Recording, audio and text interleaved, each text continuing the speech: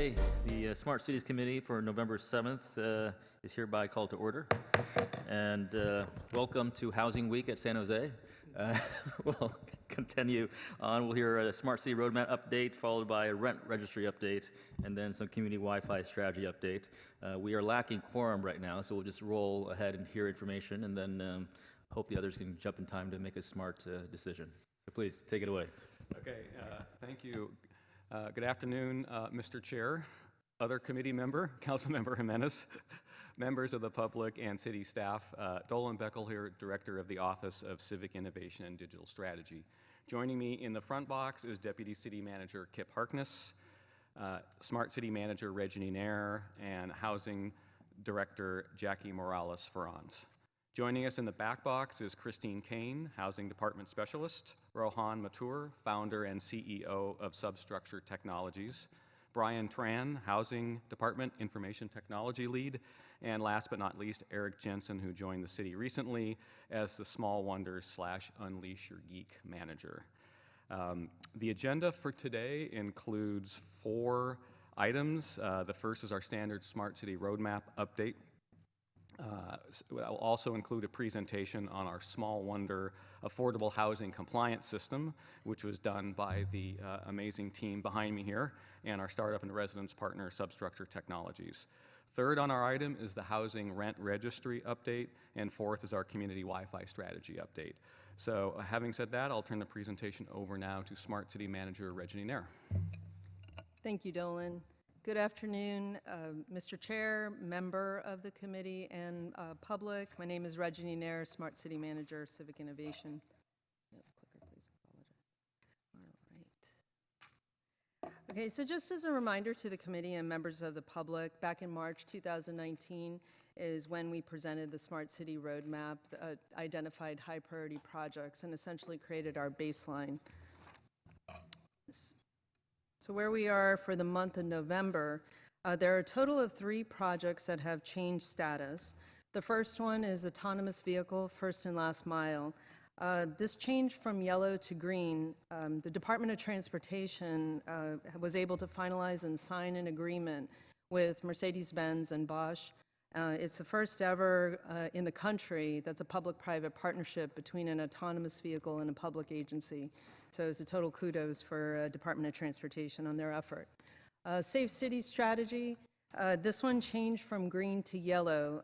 The one main reason is that we had a Fuse fellow who was leading this effort, and unfortunately unexpectedly due to a family issue, they had to terminate their role in this. However, we have been moving forward with this effort, so it didn't warrant to be a red status at this moment.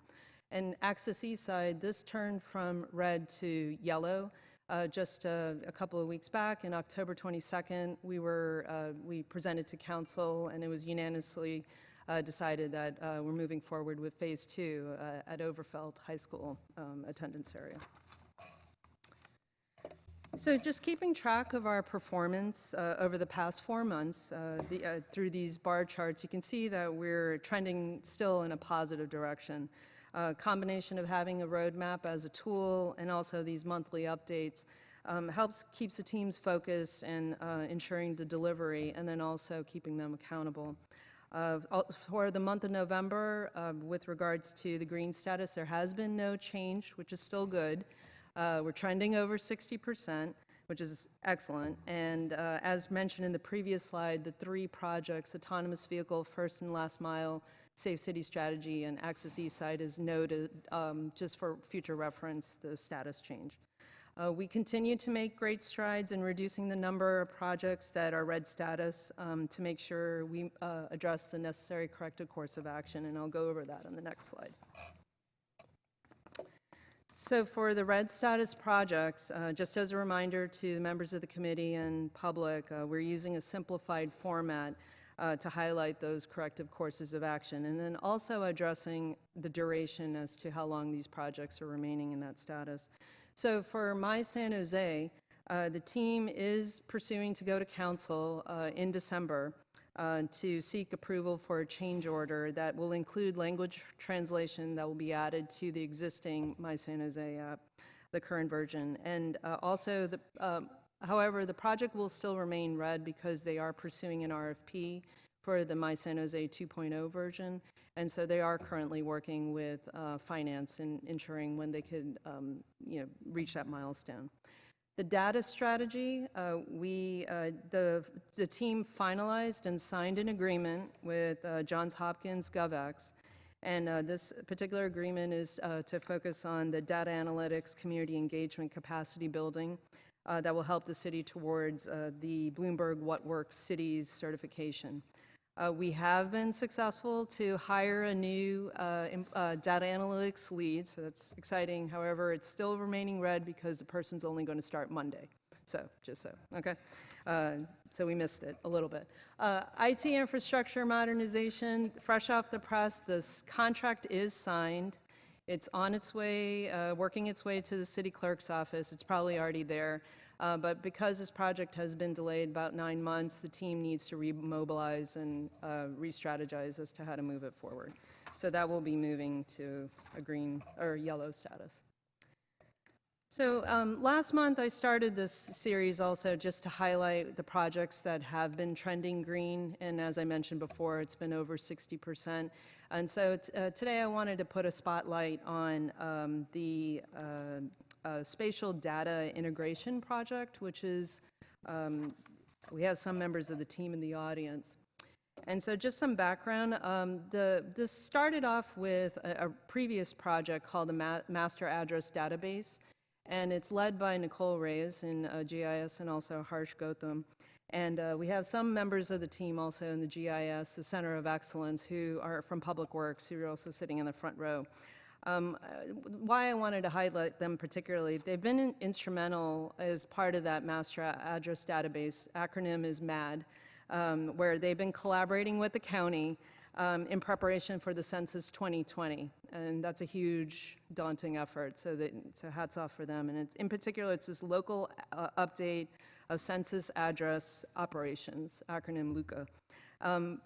But even more so, during the recent PG&E public safety power shutoff, this team has been above and beyond instrumental in utilizing the the Master Address Database by geocoding the medical baseline customers list that was provided through Community Energy Department to see where these folks are located within the outages. Also, they've been instrumental when the PG&E website was down. They were informing our community as to what's happening and what services they need, and so they were able to provide online survey tools, web map applications, paper maps for the EOC. And if Kip wants to add a little bit more. Yeah, I mentioned this in the context of some of the after-action report when we came back with the declaration, but the work of this team gave us real-time situational awareness, which is better than anything I've seen. And in fact, it's better than I think anything that any of the local jurisdictions across California had at that time. It allowed us to see and understand patterns that allowed us to reach out proactively to medical baseline customers that initially PG&E didn't think were affected. It allowed us to understand in real time where all of our critical infrastructure was and make sure that it continued functioning. And as we had questions, the team was able to make modifications as they went to answer those questions based on data, not based on supposition, that were based on ground truth and field observations that were turned into data. So it's really quite extraordinary, and I think it sets a new normal and a new standard in a positive way for how we want to be working in the Emergency Operations Center. And so I just deeply appreciative to the team and their leadership on this. Thank you, Kip. So moving on to our Small Wonder / Unleash Your Geek status for the month of November.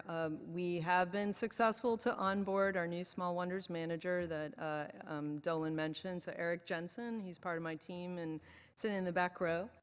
So very excited for me, at least. So he has been leading the effort in ensuring to finalize both the operational and the community benefit challenges that we're pursuing. Our launch date, we have nailed down a date, December 13th. So we definitely are going to seek the committee's support in marketing all that. Also, we're working very closely with the Mayor's Office of Technology Innovation, communications team, And then also startup and residents, they're engaged with us too to unroll this. And so as a reminder, this is going to be our, a roadmap for the small wonders, and we'll use this as a status update. So currently we have, and we'll have the same traffic light system that we use for the big rocks. And so the two that you see here, Neighbors by Ring, this is led by the police department, so you'll hear that next month. What you're going to hear this month, in continuation of Housing Week, is the STIR Affordable Housing Compliance System. And just before the team starts, I do want to reintroduce the team. So again, we have Jackie Morales-Ferren, who's the Director of Housing. We have Christine Kane, who's in the back, a development specialist for housing, who led this STIR project. And then Rohan Mathur, who's the founder and CEO of Substructure Technologies. This team was the last of the 4 teams who participated in our pilot program last year. And they were just such an instrumental part in making this a huge success, hence how we got Eric Jensen, so thank you again. And so I just wanted to pass it to Jackie and thank the team for their efforts. So take it away. Great, thank you. The Housing Department is well positioned to use technology for a couple of reasons. And the first one is we collect a lot of data. And so we're just a great candidate for these types of tools and innovation because, frankly, a lot of our data is in old systems, whether it's an Access database or whether it's all in Excel sheets. It makes it very challenging for us to actually extrapolate and understand the data because we haven't had an ability to use new technology and tools to help us really understand all this data we're collecting. And secondly, because it's the theme of this committee, we're also really smart and inquisitive. So for us, it does come naturally that we would be excited with the opportunities that we've been given through the city manager's office and also the mayor's office to participate in some innovation. We really appreciate it because we understand that using the technology is going to help us to increase our efficiency, and the examples that you're going to hear about today is, I think, demonstrate how by using these tools, it will help us to better understand the programs that we're managing, and ultimately, our goal is that it would help us to produce better outcomes on these programs. So today you're going to hear about 2 of our efforts, and what I'm really proud of is that they are staff-led and reviewed, and it's all about the staff that does the work and using them and their ability to understand the processes has really greatly enhanced, I believe, the overarching outcomes that we're going to get. So I'm going to turn it over to the staff to let you know what they've been working on.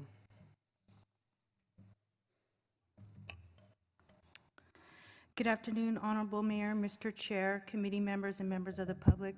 My name is Christine Kane, and I'm a development specialist in the Housing Department, and I'm going to talk about the Affordable Housing Compliance System. Our startup is Substructure Technologies, led by Rohan Mathur, Kelsey Willard, Brittany Lyons, and Josh Ullman. They're one of 40 startups selected for the STIR program this year out of 700 applicants. They're a team of engineers, designers, and researchers based in Austin, Texas, and they developed the Affordable Housing Data Portal and an affordable housing search tool for the City of Austin. The Housing Department Asset Management team members are myself, Lorena Lopez, and Brian Tran. San Jose consistently ranks as one of the least affordable cities in the country, and affordable housing is seen as a critical issue by City Council, staff, business leaders, and the public. The asset management team ensures the city's affordable housing properties are compliant with set rent and income limits. We ensure compliance for 205 properties covering 16,525 units. Monitoring the compliance for these properties is an integral piece of the preservation and protection of affordable housing. Without these compliance reviews, we would not have the ability to ensure that developers are properly administering the affordability requirements affecting thousands of our residents across all 10 districts. We currently complete these reviews by requesting borrowers to provide us with details about the current residents in our annual rent workbook, which is made up of 6 spreadsheets. reviewing this data and tediously working with the borrowers to bring the rent in line with city requirements takes about 3 or 4 months for the entire portfolio. Also, reporting on this data requires staff to manually open each of the 205 workbooks, gather the data needed, then merge the data from all the specialists into one spreadsheet. The challenge for us was to take all of this data and create a rent roll platform that reduces the workload for borrowers and city staff by performing the automatic calculation of compliance, minimizing entry errors, and providing affordable housing analytics. At this point, I'm going to hand it over to Rohan. Good afternoon, Honorable Mayor, members of the committee, Mr. Chair, and members of the public. My name is Rohan Mathur. I'm the CEO of Substructure Technologies. We're a team of engineers, researchers, and designers building the future of smart cities. We're accepted through the STIR program, and I've personally had the pleasure of working with Brian Tran and Christine Kane on this project, and they were critical pieces to it. Tim, if you want to start the video. Today, I'd like to walk you through how our app is going to help the Housing Department improve the protection, preservation, and production of affordable housing in San Jose. Just a note, because the properties won't start using this platform until August 2020, all data and reports you see today are for demonstration purposes only. So the compliance process for affordable housing starts the moment affordability restriction is signed between the City of San Jose and a real estate developer. The developer is required to adhere to certain income limits, rent limits, and other compliance requirements. As a development specialist for San Jose, Christine Kane is tasked with making sure that these properties are compliant year over year. She can use the app to track and filter the compliance status of the properties in her portfolio. She can then zoom in on a single property for a more detailed view. She can update, verify, and make sure that the compliance requirements for this property are correct. And these requirements are really important. They mandate that a property can only charge so much per month on rent, and also how many affordable units have to be set aside each year for low-income residents. But this platform won't be used just by the city. It's also going to be used by over 200 properties in the city's portfolio. We conducted design thinking interviews to understand what their pain points were when it came to compliance. So we've switched over to Biani Martinez. She works with First Community Housing. And in order for her property to be compliant with the city, she has to submit a rent roll each and every year. This rent roll contains information on tenants, units, incomes, and rents, among other things. And what we wanted to do for her is to really simplify the process by walking her through rent roll submission. Our goal was to reduce the back and forth between Biani and Christine, reduce data entry errors, and increase the quality of data and confidence that we have in the compliance process. So once Biani is done, she can upload her rent roll. Our platform will automatically analyze the compliance for this property. Then Christine and Biani can review the rent roll together. They can look at the data entry errors and resolve them if need be. They'll also get a summary of the compliance status for this property. So as you can see, it's going to help both the city, but also real estate developers of affordable housing. It used to take the team up to 4 months to do compliance for all 200 properties in their portfolio. We're hoping to get that down to just a few weeks. But more importantly, I think it'll help with the confidence in the compliance process and the confidence in the protection and preservation of affordable housing in San Jose. But it's not just about simplicity and efficiency. The really rich data that we're now able to collect is going to enable reporting and analytics. It's going to allow the housing department to answer questions that were just not possible before. As you'll see, the housing department will be able to build their own reports. And it used to take 3 to 4 days for Christine's team to put these reports together by munging and scouring different data sets and spreadsheets together. But now the great thing is that this information and data is really at their fingertips. so they can start to understand the distribution of housing across San Jose. And more importantly, they can understand how affordable housing is affecting various demographics and communities around San Jose. So we're excited about the compliance piece. It's really going to help with protection and preservation efforts. But I think that the reporting and analytics will enable us to see the bigger picture around affordable housing. The time that we save Christine's team in the housing department will allow them to focus on perhaps the most important part of affordable housing, and that's production. So we're excited to see how the housing department uses this as a decision-making tool moving forward. Thank you for listening. I'll hand it back to Christine to wrap it up.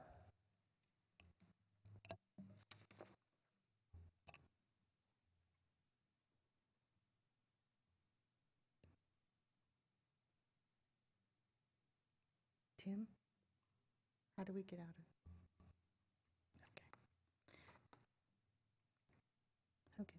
The property information and compliance requirements will be pulled directly into the portal from Salesforce, the Housing Department's central database. Once the data is submitted, compliance will be established immediately, saving time for both the borrower and city staff. The reporting tool will use data extracted by property, time, district, unit size, family size, etc. to create the reports.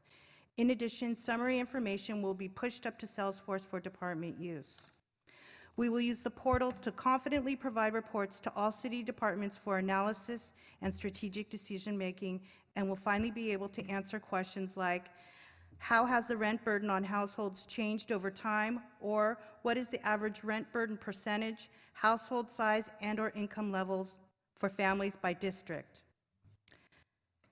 Through STIR, the city successfully piloted a scalable solution in under 1 year with a $50,000 investment. Our biggest benefit will come at the end of this project from the amount of time borrowers and city staff will save. More time can then be spent focusing on the production and preservation of affordable housing. We've learned that all data should be treated like any other business investment, and that by collecting the right data will only matter if it can be used for decision-making and improving processes when it is presented to the right people at the right time. Our project roadmap outlines part 1 with developing, deploying, and testing the platform. After proof of concept was approved, we moved forward with part 2.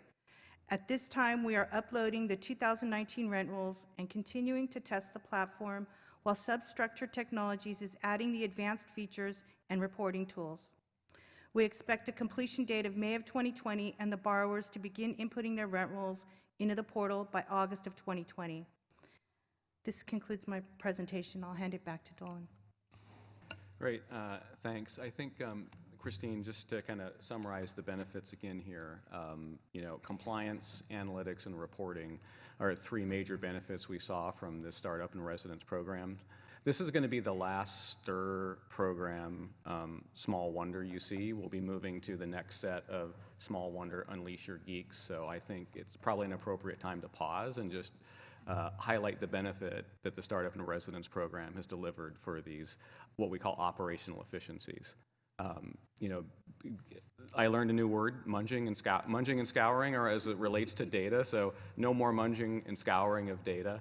The benefits you see here in terms of compliance, efficiency gains, data accuracy, the analytics and the reporting, definitely focus more towards our employees in this case, but also to the public. And that's what you're going to see with the pivot from Startup and Residence having proved itself as a tool for $50,000, not being able to do any munging and scouring, going from 6 files and 200 worksheets and months of work to the tool we see in front of us. Now we're going to apply those to how can we make more direct benefits to the community with our next set of Small Wonders.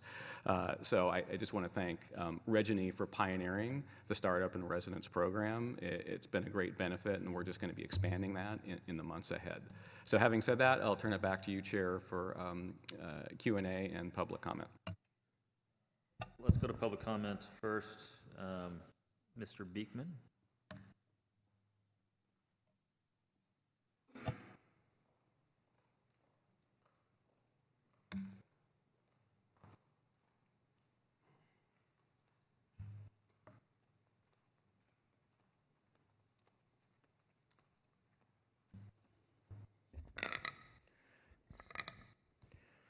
Hi, thank you. Hopefully I can speak to overall roadmap and technology ideas at this time.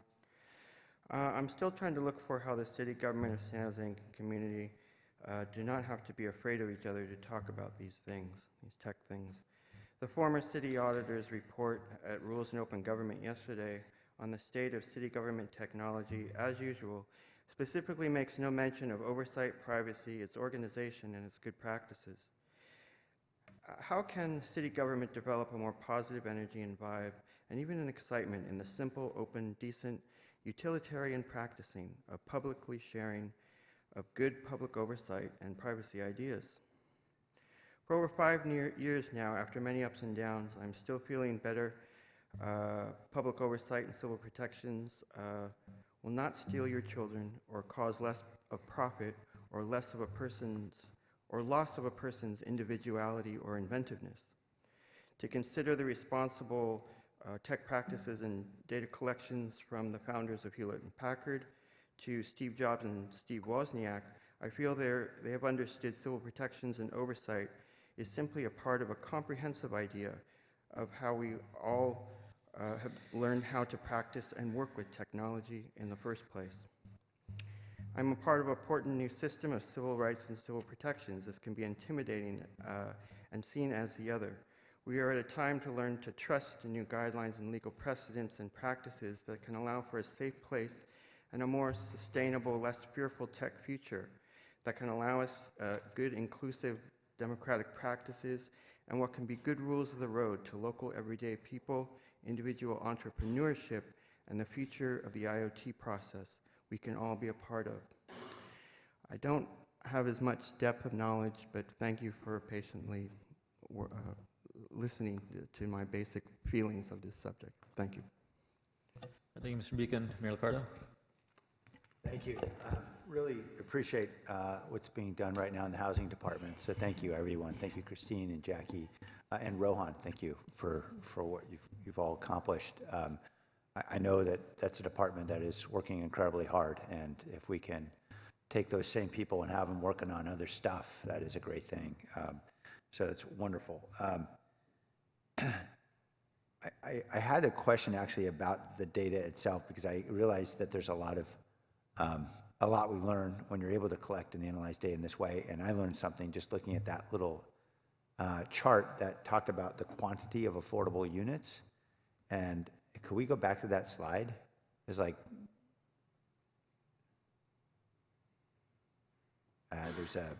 there's a line graph.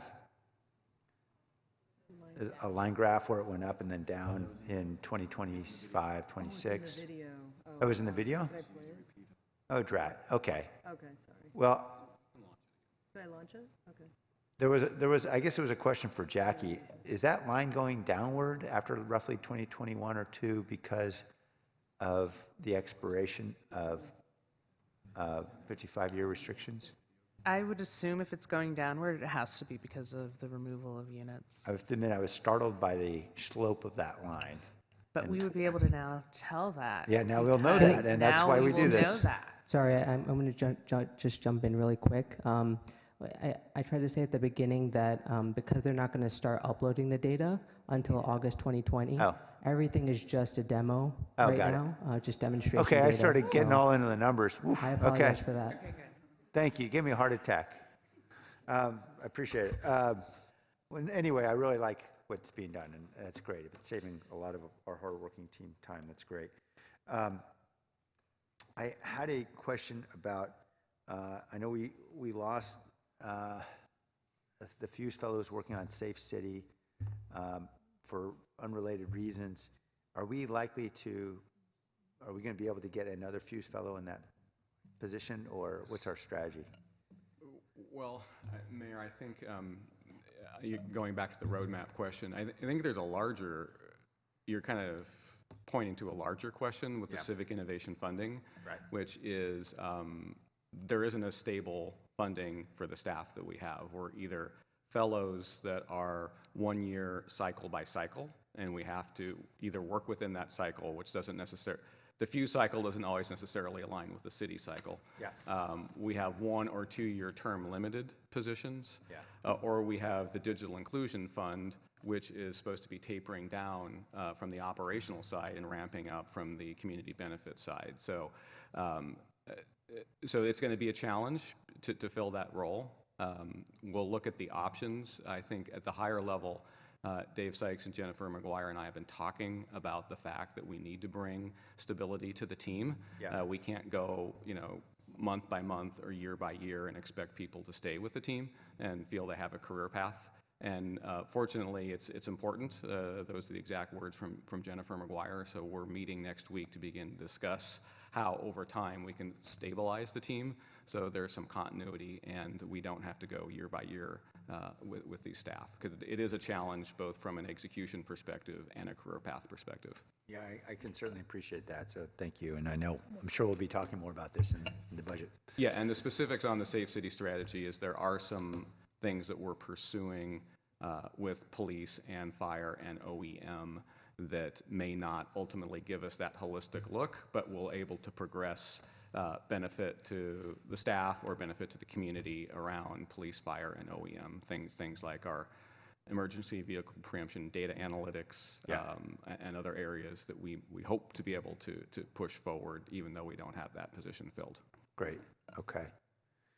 And then just clarification, is it the spatial data integration team that's the one responsible for doing all that great work on anticipating where the medical baseline residents are and so forth? Yes, absolutely. They Okay. provided all of the data and a lot of the pattern analysis on that. All the stuff you just talked Yeah. about? Okay, that's great. I think that's such a great story, and I know I've tried mentioning it whenever we're in front of the media, but usually the media's, whatever we're talking about is more interested about whether or not someone's house is on fire, understandably. And I'm just wondering if there was an opportunity to tell that story, and we could help, obviously, in our office. If there's someone who is willing to describe it in a few paragraphs in a way that we could, if you guys want to send it out, that's great, and we'll just retweet it. But I just think we ought to be telling stories like that so the public really understands how we're using data and technology in ways that really have a real impact. And this is a great story I think we should tell more folks about. Yeah, we definitely took the to-do. Kip wrote it, but it's my to-do. Awesome. Okay. Thanks, you guys. Vice Mayor Jones? Yeah, I want to echo that. This is very powerful, and just the amount of time and cost savings to automate this whole process is pretty impressive. I have a question about in terms of the extent of the tenant data that's captured. Can you break down exactly what is being communicated from the landlord to the city in terms of tenant demographics and personal information?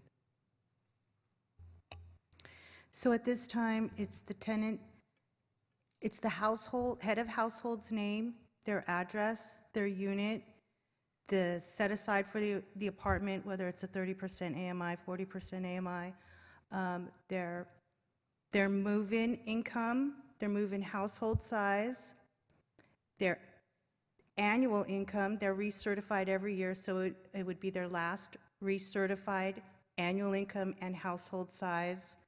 Am I missing something?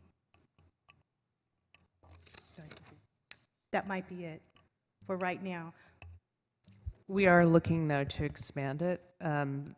The apartment owner is required to collect additional data about tenants, and we're looking to see what additional data, now that we have a tool where we could actually analyze that data, we're looking to see what else they already collect. So things like where the person works, where the person last resided before they came in, because one of the questions we've always wanted to, and one of the preferences we've thought of enforcing in San Jose is that you either live or work in the city of San Jose, so that people who are having access to our affordable housing first have a connection to San Jose. So we are trying to explore other areas of data that we can collect. Okay. Well, that's the area where I'm getting a little nervous in terms of when you start collecting a lot of that personal information. Now, if we're tying the ability to live in that unit to being a resident of San Jose, and that's a requirement, then I can understand why we were asking for that information. But it sounds like there's a potential for us to try to get a lot of personal information from the tenants, which I know from talking to several of them have an issue with providing their personal information, particularly if it's going to go to the government. So it's something that we need to be diligent about, making sure that we don't ask for more than what's required. Yes, and all of that data would be data that's already required because of the other financing. So they're already providing information about, in order to do the income certifications, we have to know where they work. So those things would be like yes, no. It wouldn't be like where do you work. It would be a yes or no field. Right, as long as it's limited to that. I'm worried about phase 2, phase 3, when it's like, oh, wouldn't it be a great idea if we captured this additional information about the tenant for whatever reason? I just want to make sure that we're in alignment, that we're only going to capture the information that's required for them to occupy that unit. So we're not proposing to add an additional requirement from our developers to ask tenants for more information. So the only information that we would try to receive that is more than what you just heard is because the property manager is already collecting that information. So, Vice Mayor, I think on a broader level, something to keep in mind is that it was about 4 weeks ago that the City Council unanimously passed our 6 privacy principles. 2 of those are we collect only what we need, and the second is we share only what we need to share, and the descriptions thereof. So we have just recently, communications have gone out to all the departments that we need to begin. We should have already, and we definitely need to now begin using those privacy principles as vetting to all of our projects moving forward, and we'll make sure that happens. And I think that is a process that's going to take a little time to work through the city from end to end, but it's something we're committed to, and it's something you as a council have directed us to do. And I think that's completely aligned with what Jackie's saying, is we collect only what we need, and we share only what we need to share, and no more. Right. That's music to my ears. Thank you, Jackie and Dolan. Councilmember Jimenez. Yeah, thank you. I had a question about the My San Jose app. I think there was some language in there about change order and such, specifically about the language. I wanted to better understand that because I knew that we were headed in that direction. But when I see the word change order, can you tell me a little bit about exactly how that relates to the language? Are we now including the language, and that is in fact the change order, or what is? Right. So the background was, as part of Beautify SJ discussions at Council, we were directed to look at the implementation of language translation into the My San Jose 1.x and report back by the end of the year. On the December 10th Council agenda, there is an item which includes basically the change request to the vendor.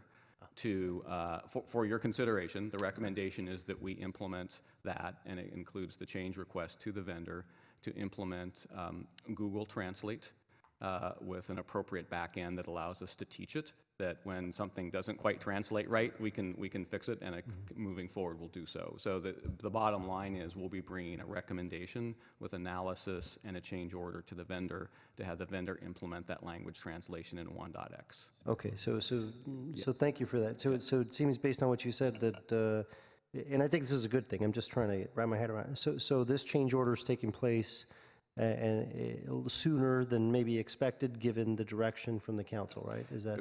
Right. Staff, okay, yes. cool. So to clarify that the languages would be Spanish and Vietnamese. Okay. It's going to be, it is coming sooner because we feel it's the right thing to do. It's learning that the city needs to learn, and Google Translate as a tool is going to be around for 1.x and 2.x and before.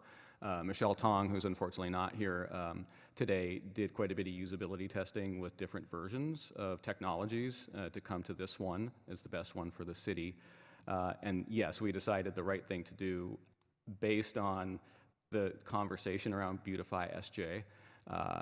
Was to come sooner rather than later with this change request. So as soon as that change request is approved, we would begin implementing an incremental build out, so that if for some reason it doesn't work well, we can stop and not spend the full amount of money. But if it continues to work well, then we would have language translation, in the early part of next year, as opposed to waiting for My San Jose 2.0, which is still at least 12 to 16 months down the road.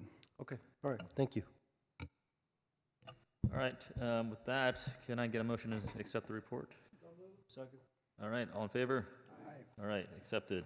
Moving on, rent registry. Great, we'll move on. And as the team is dismissing themselves, I do want to give apologies to Brian Tran, the Housing Department IT lead, who's sitting in the back box in our orchestra of millions of people. We left him off 4 of the 5 slides, but he was instrumental in helping deploy the solution you just saw.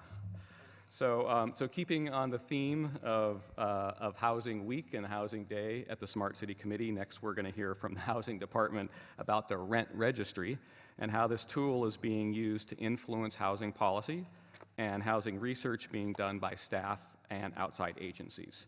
So once again, introducing Jackie Morales-Ferrand, our Housing Director, Fred Tran, Senior Analyst. In the back box, we have Fareshta Zachary, Information Systems Analyst, Monica Velarde, Analyst from Housing, and Jackie, take it away.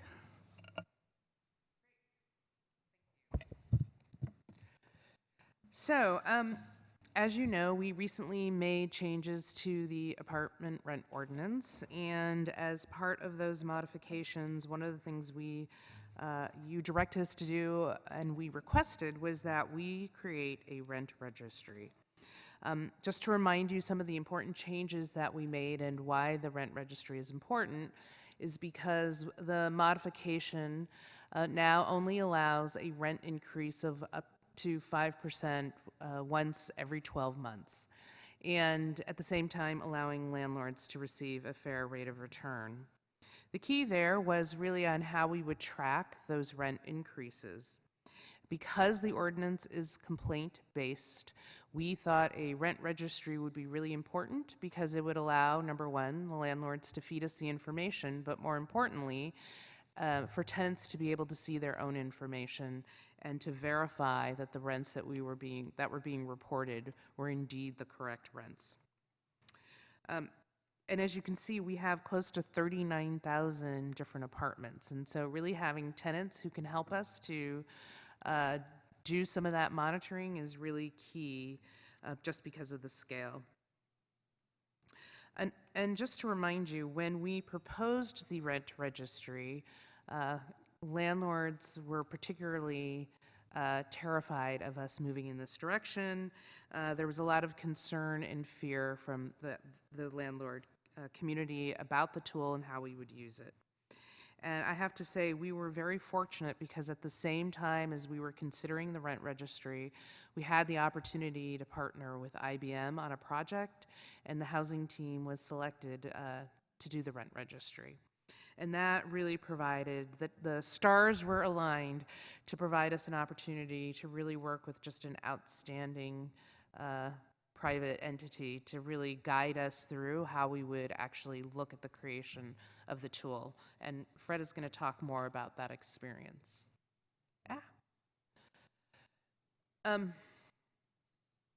So the rent registry, before, as you could see, the information that we understood about all the 39,000 apartments was the only thing we had was an owner name, that there was an address of where the apartment was located, but we didn't know if it was an A, B, C, D, E, or a 1, 2, 3, 4, 5. We just knew there were 50 of them, but we didn't have any mailing information, so we had no ability to contact tenants. And again, as that emphasizes there, we knew the number of units. And so we had just very basic information about the apartments.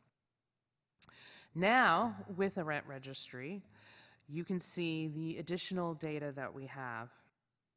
We have such things as the number of bedrooms, the monthly rents, the different kinds of services that tenants receive, such as storage, whether they have access to a pool, laundry, and parking. As it turned out, parking was a key issue as we were trying to work through the apartment rent ordinance because some tenants aren't offered a parking spot.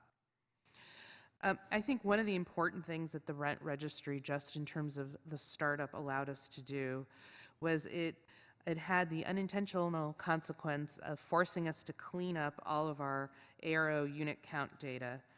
And that happened because now owners had to actually tell us exactly what number of units that they had and their addresses as well. So better understanding for owners came out of this regarding what a rent stabilized unit is. Because since they had to answer all those questions regarding what were the services that they offered, they also, I think, ended up better understanding what the ordinance actually did and what kind of protections that tenant has. So we have found that the rent registry has played a critical role in just helping our landlords understand the entire scope of the rent registry. And I'm going to let Fred go into any more detail on the specifics. Good afternoon. I'm going to actually go over the timeline as to when we originally were directed by the City Council in January 2017 to establish the rent registry. From that time, we had spoken to multiple developers and reassessed our actual CRM, and it was determined that the Salesforce platform was the best usage to have this as the actual system or to maintain the system going forward. In early 2017, the prototype was completed in May, and from that point, we actually were lucky enough to have IBM be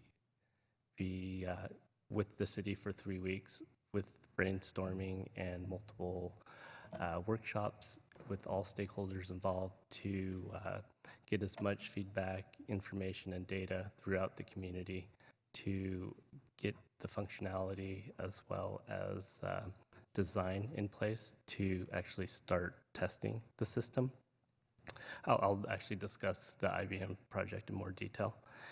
January 2018, we began actual internal testing with our staff and made further refinements, and the development environment was established, and we'd actually brought on an additional staff to focus on the user guide, and we started preparing for outreach and materials to get all the information out to the property owners. During July of 2018, we actually invited all the property owners back to our office to actually have them access the system. So they actually went through the process from beginning to end to where they actually logged on, created an account, put in fictional or data just to test the system to try to see where we can better refine the process and simplify it so it was a better end user experience for the future users. And in August of 2018, we launched successfully, and thankfully we were able to ramp up and get all the data in to where most of the property owners were able to register with the least amount of issues. During our research, we actually had met with various other cities around California. We're actually the fifth city in California to actually launch a online rent registry. When we did the initial research and development, we actually met as well as had multiple conference calls with all of these cities. When we spoke to both Los Angeles and Berkeley, we had definitely noted that they had much more resources dedicated to both developing and maintaining their rent registry. So say for instance, Berkeley had up to 3 to 5 staff working just diligently on their system as well as supporting. And also with their process, they actually tied their fees with their rent registry, so it was all inclusive, so they were able to attain as much information as possible. Los Angeles did something similar. They actually launched in 2016, 2 years prior to us. What we found out with them is they had 2 dedicated staff as well. They had an entire consulting group build out and support their entire platform. So we definitely noticed that our city, we ran much leaner to get the rent registry up and going. Actually, skip the slide. Oh, shoot. Okay, sorry.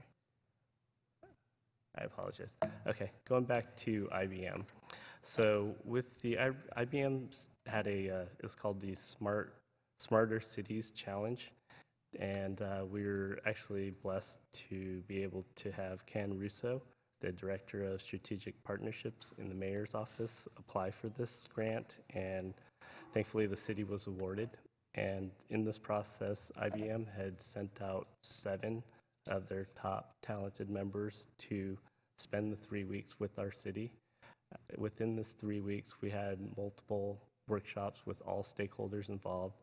What was the biggest benefit was IBM brought this innovative approach from the private sector, and they were able to brainstorm with the housing staff, property owners, property managers, as well as tenants, tenant advocates. So we were able to attain feedback from every party.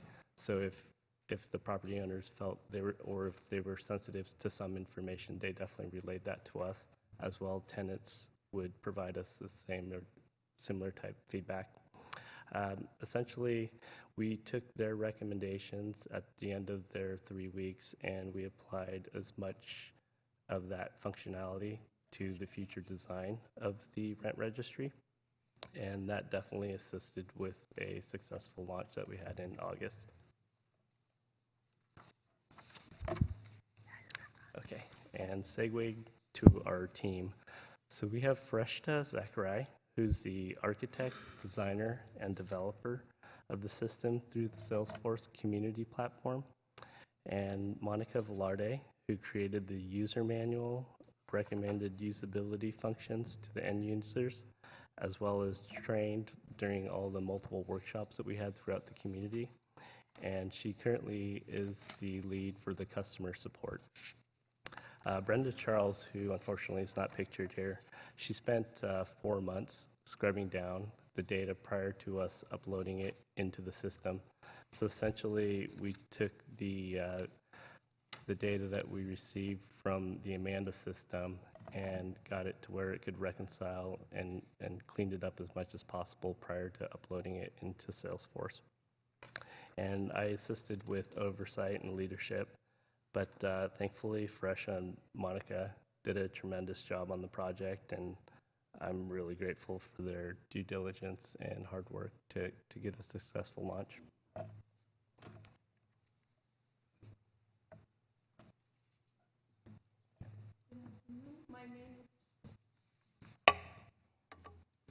Good afternoon. My name is Freshta Zachary, and I would like to actually introduce you to the rent registry system. The rent registry tool is a user-friendly, mobile-ready portal site developed in-house, implementing the latest cutting-edge technology called Salesforce Community Platform. It is built on top of our existing Salesforce rental rights and referral database. The demo of the system was presented to the IBM consultant on November 2017, and they identified the tool to be powerful enough to handle an online rent registration system. The solution is unique in the city in a way that for the first time, a publicly faced application is developed in-house with minimal resources and in a short period of time without the need to go through a lengthy process of hiring consultant or vendor for creating it. The registry tool is a self-contained system with integrated front-end website and a repository back-end database, all residing and hosted on the same platform. No need for maintaining several on-premise hardware or software setup, which requires IT department assistance. System also offers a built-in private self-registration piece to the owner community members to securely sign in and access their properties and register their ARO units. For the data model behind the registry, we were looking for a reliable and less erroneous system in a way to eliminate the need for the owners to enter the data which already we had in other systems in the city, and to only provide minimal rental information about a unit. It only made sense to design the backend of the system to be a subset of the two major citywide systems, PBCE Amanda Permit System and Public Works Master Address Database. Through Amanda Permit System, we would have access to the latest ownership data, and through the Master Address Database, we would have access to the ARO units addresses. By connecting these two database sets and applying a mass data cleanup to the raw data, now we have a unique data set in the city that not only connects all the ARO units to their corresponding owners, but also through the registry, we collect minimal data such as occupancy, status, current rent, effective date of last increase, number of bedroom, tenant name, number of parking, service included, and the voucher amount if applied.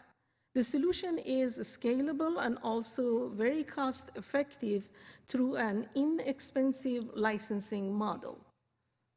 Thank you. I'll pass on to Monica.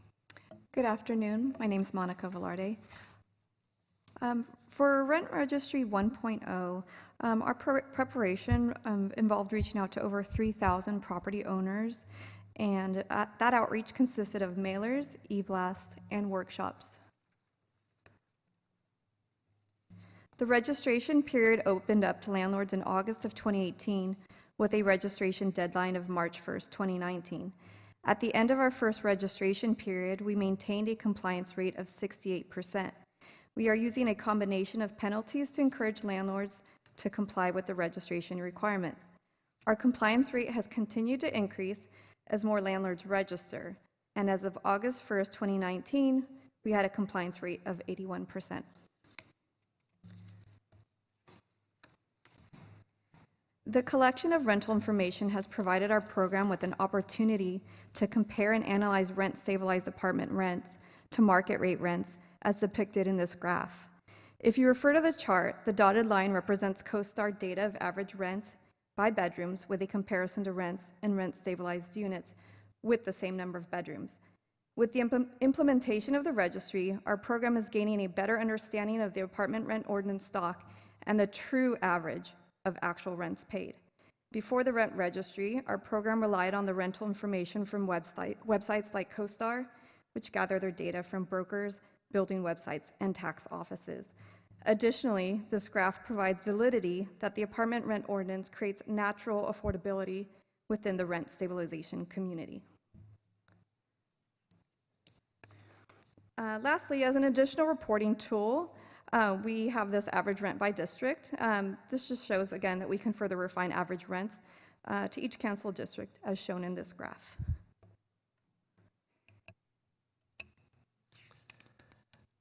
Phase 2 of the current rent registry is in place. We're trying to improve the overall usability as well as work off of this first year history that we have in the system.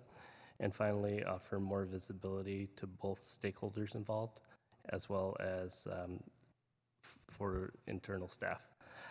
With Phase 2, since we do have 1 year's worth of history, once the user goes in for the next years of registration, the information will auto-populate. So it will hopefully make it more efficient for them to not have to re-input that same data. As well, they'll also have the option, a no change option. So if none of the data had changed from prior year, they can just click a box and we know they can just move forward with the system and confirming that there has been no change. And there's also an option to provide live information for the tenant to go in and confirm their rent, so they can go into the system, see what shows in the rent registry, if the amount or if there's any variance, they can contact the program and we can work with the property owner directly to either see if it's a compliance issue or a rent increase issue. The system automatically will indicate to the staff if there is a rent increase beyond the 5%. So there's either a reporting option or there's a live option that will indicate that it is beyond what is allowable for that year, and staff will reach out to the property owners to remedy the situation as well. Finally, with Salesforce, the reports are very customizable. So as we start doing more analysis with the data that's involved, we can start either creating ad hoc reports to better communicate with both property owners and tenants. And our goal is to just improve the information for the entire rent stabilization community.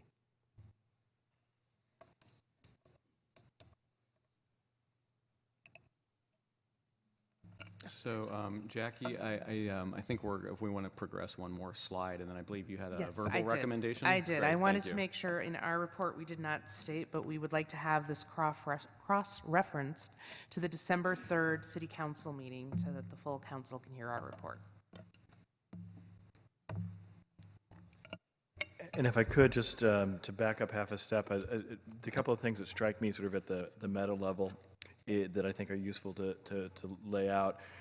This kind of incredible work is based on a couple of interesting foundations, and I think there are three that are worth highlighting here. One is a lot of the, what I call brilliant at basics work on the technology. Without Amanda, which has just recently been upgraded to Amanda 7 functioning, without the master addressing database, you can't do this kind of work. And so that brilliant at the basic work is starting to pay off in more creative and innovative ways. That doesn't happen, though, without people. And so what you see is really the virtuous cycle of having talented people who understand Salesforce, who understand design thinking, who understand user experience, who understand iterative work, data-driven work, and who are in-house. And that's pretty amazing, and I'm really proud of the team for that.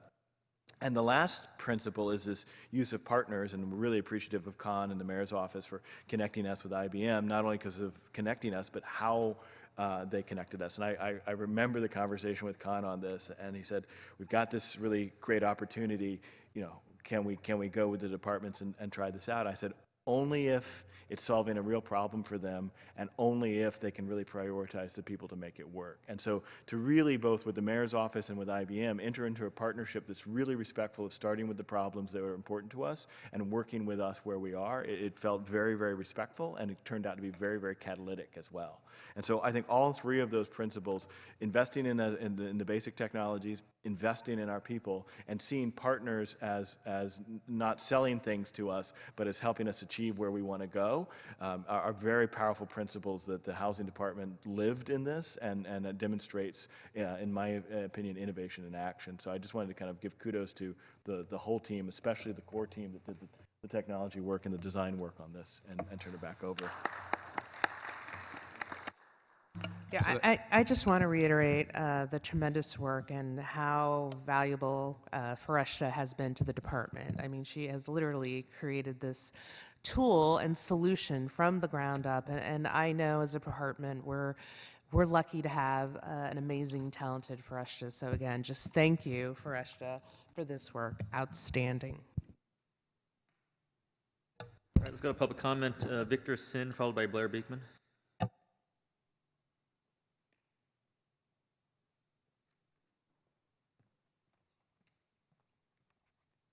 Good afternoon, Mayor and Council members. My name is Victor Sin. I'm the chair of the Santa Clara Valley chapter of the ACLU of Northern California. According to the memo associated with this agenda item, the Rents Registry also collects information, this particular piece of information, namely tenants' names. Some tenants can belong to potentially vulnerable segments of the population, for example, immigrants, domestic violence survivors, low-income families, and so on.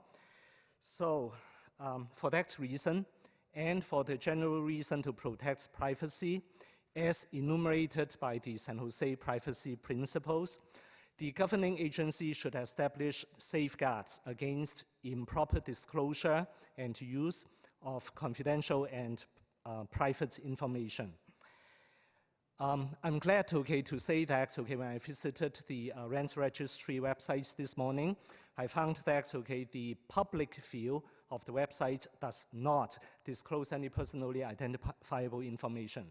So I thank you for the diligence. However, I still have some questions. Some of my questions might have been alluded to by Dolan earlier when he responded to Councilmember Jones' questions. However, I would like to be explicit here. So besides subpoenas and court orders, who can access the tenants' names, and by what mechanism and under what circumstances? Is there a policy in place that governs the disclosure and access of tenant names? Thank you very much.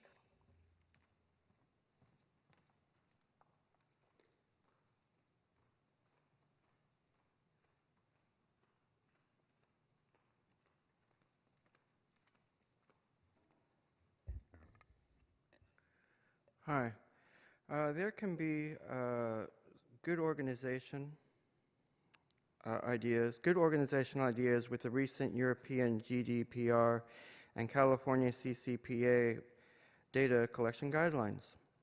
As we are figuring out its good terms, how data collection control can be returned to everyday individuals, and how good civil protection ideas help companies themselves learn how to create shorter and shorter periods of time needed to collect data. It is exciting and hopeful that good civil protections, open community practices, ideas of peace and better democracy can be what is innovative about technology at this time, as our reasoning, democratic principles, and quality of life may be possibly improving in the past 5 years. It is also hopeful we can all have a part in developing oversight and accountability practices that respects everyday life, people, does not inhibit commerce, and asks that what can be more responsible decision-making of ourselves. In my remaining 45 seconds, I'd like to, thank the work of Victor Sin, who's always been doing very great work. And he brought up today, how can the everyday public be more a part of this process? And that is, it's important. And I hope you'll be practicing and learning the skills and the guidelines that are available to help you with this. There was very serious issues with the events of Gilroy, and you'll probably, people like Sylvia Arenas, will be looking into how data collection can relate to the events of Gilroy. With the ideas of inviting the public along, it helps address law enforcement and how the public can be a part of those law enforcement new data collection practices that we'll be developing. So correspondingly, there's a good process that's possible, and I hope good luck in the efforts to work towards these good goals. Thank you. All right, thank you. Councilmember Jimenez? Yeah, thank you so much for the information. I think this is wonderful work. I have a few questions. One is related to, I think on the memo, it's page 6, but I forget exactly what slide number it was, but it was the average rent by council district. That really stood out to me. And so we're number 2, which surprises me, District 2. But what I was curious about is this one bedroom, or is this, just trying to understand sort of what the data is that's captured here. It's the current data that's in the rent registry. Okay. So it doesn't specify whether it's just all the units all together, whether all they're the one units bedroom. all together. Okay, all right, just an average of all the different types of units. Okay, all right, cool. The other question I was going to ask you is, I think, and I think you're bound to get this when it comes to the full council, and I'm sure it's been part of some of the discussions, I would assume, is we're obviously live in a very diverse city, and so what I'm curious about is To the extent folks want to go online and access some of the information, I mean, I was on the site, and it's very intuitive, like the description, some of the photos describing some of the buttons that you're going to push. But do we envision this being in other languages? And the reason I ask that is, Jackie, you know better than most, but remind me what the typical sort of ethnicity, the populations that live in ARO units, they're typically lower income, Latino, maybe? Correct. It was, there was a disproportionality in terms of the population of Latinos who live in rent-stabilized units. I think it was close to 46% of the unit. Right, and so with that in mind, and I know there's other, obviously, folks from different cultures that reside in those units as well, but the language as it relates to this site online, I mean, do we envision, has it been part of the conversation, presenting this in different languages and such? And I know that's more work and an extra step, but it's often something that we obviously have to think about here in the city, and just was wondering if...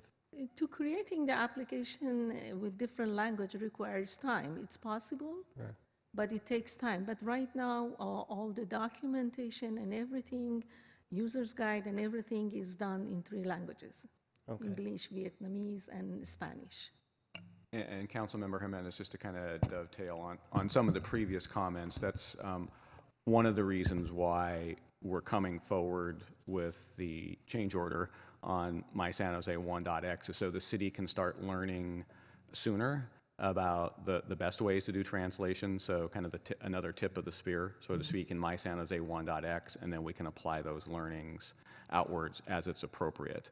I think that one thing we have to consider generally before we do language translation, we look at the plain English wording, the plain wording, because plain words translate much better than complicated bureaucratic speak, right? So I think that one of the things that we're excited about is usability testing is a thing in San Jose now, and Michelle Tong has a very lean team that's helping work on the website and My San Jose currently, and we'll be happy to work with our partners in housing on how to make the site potentially more usable, so even in English it's better understood, and then how we can apply some of those early learnings from the My San Jose 1.x Google language translation to other platforms as appropriate.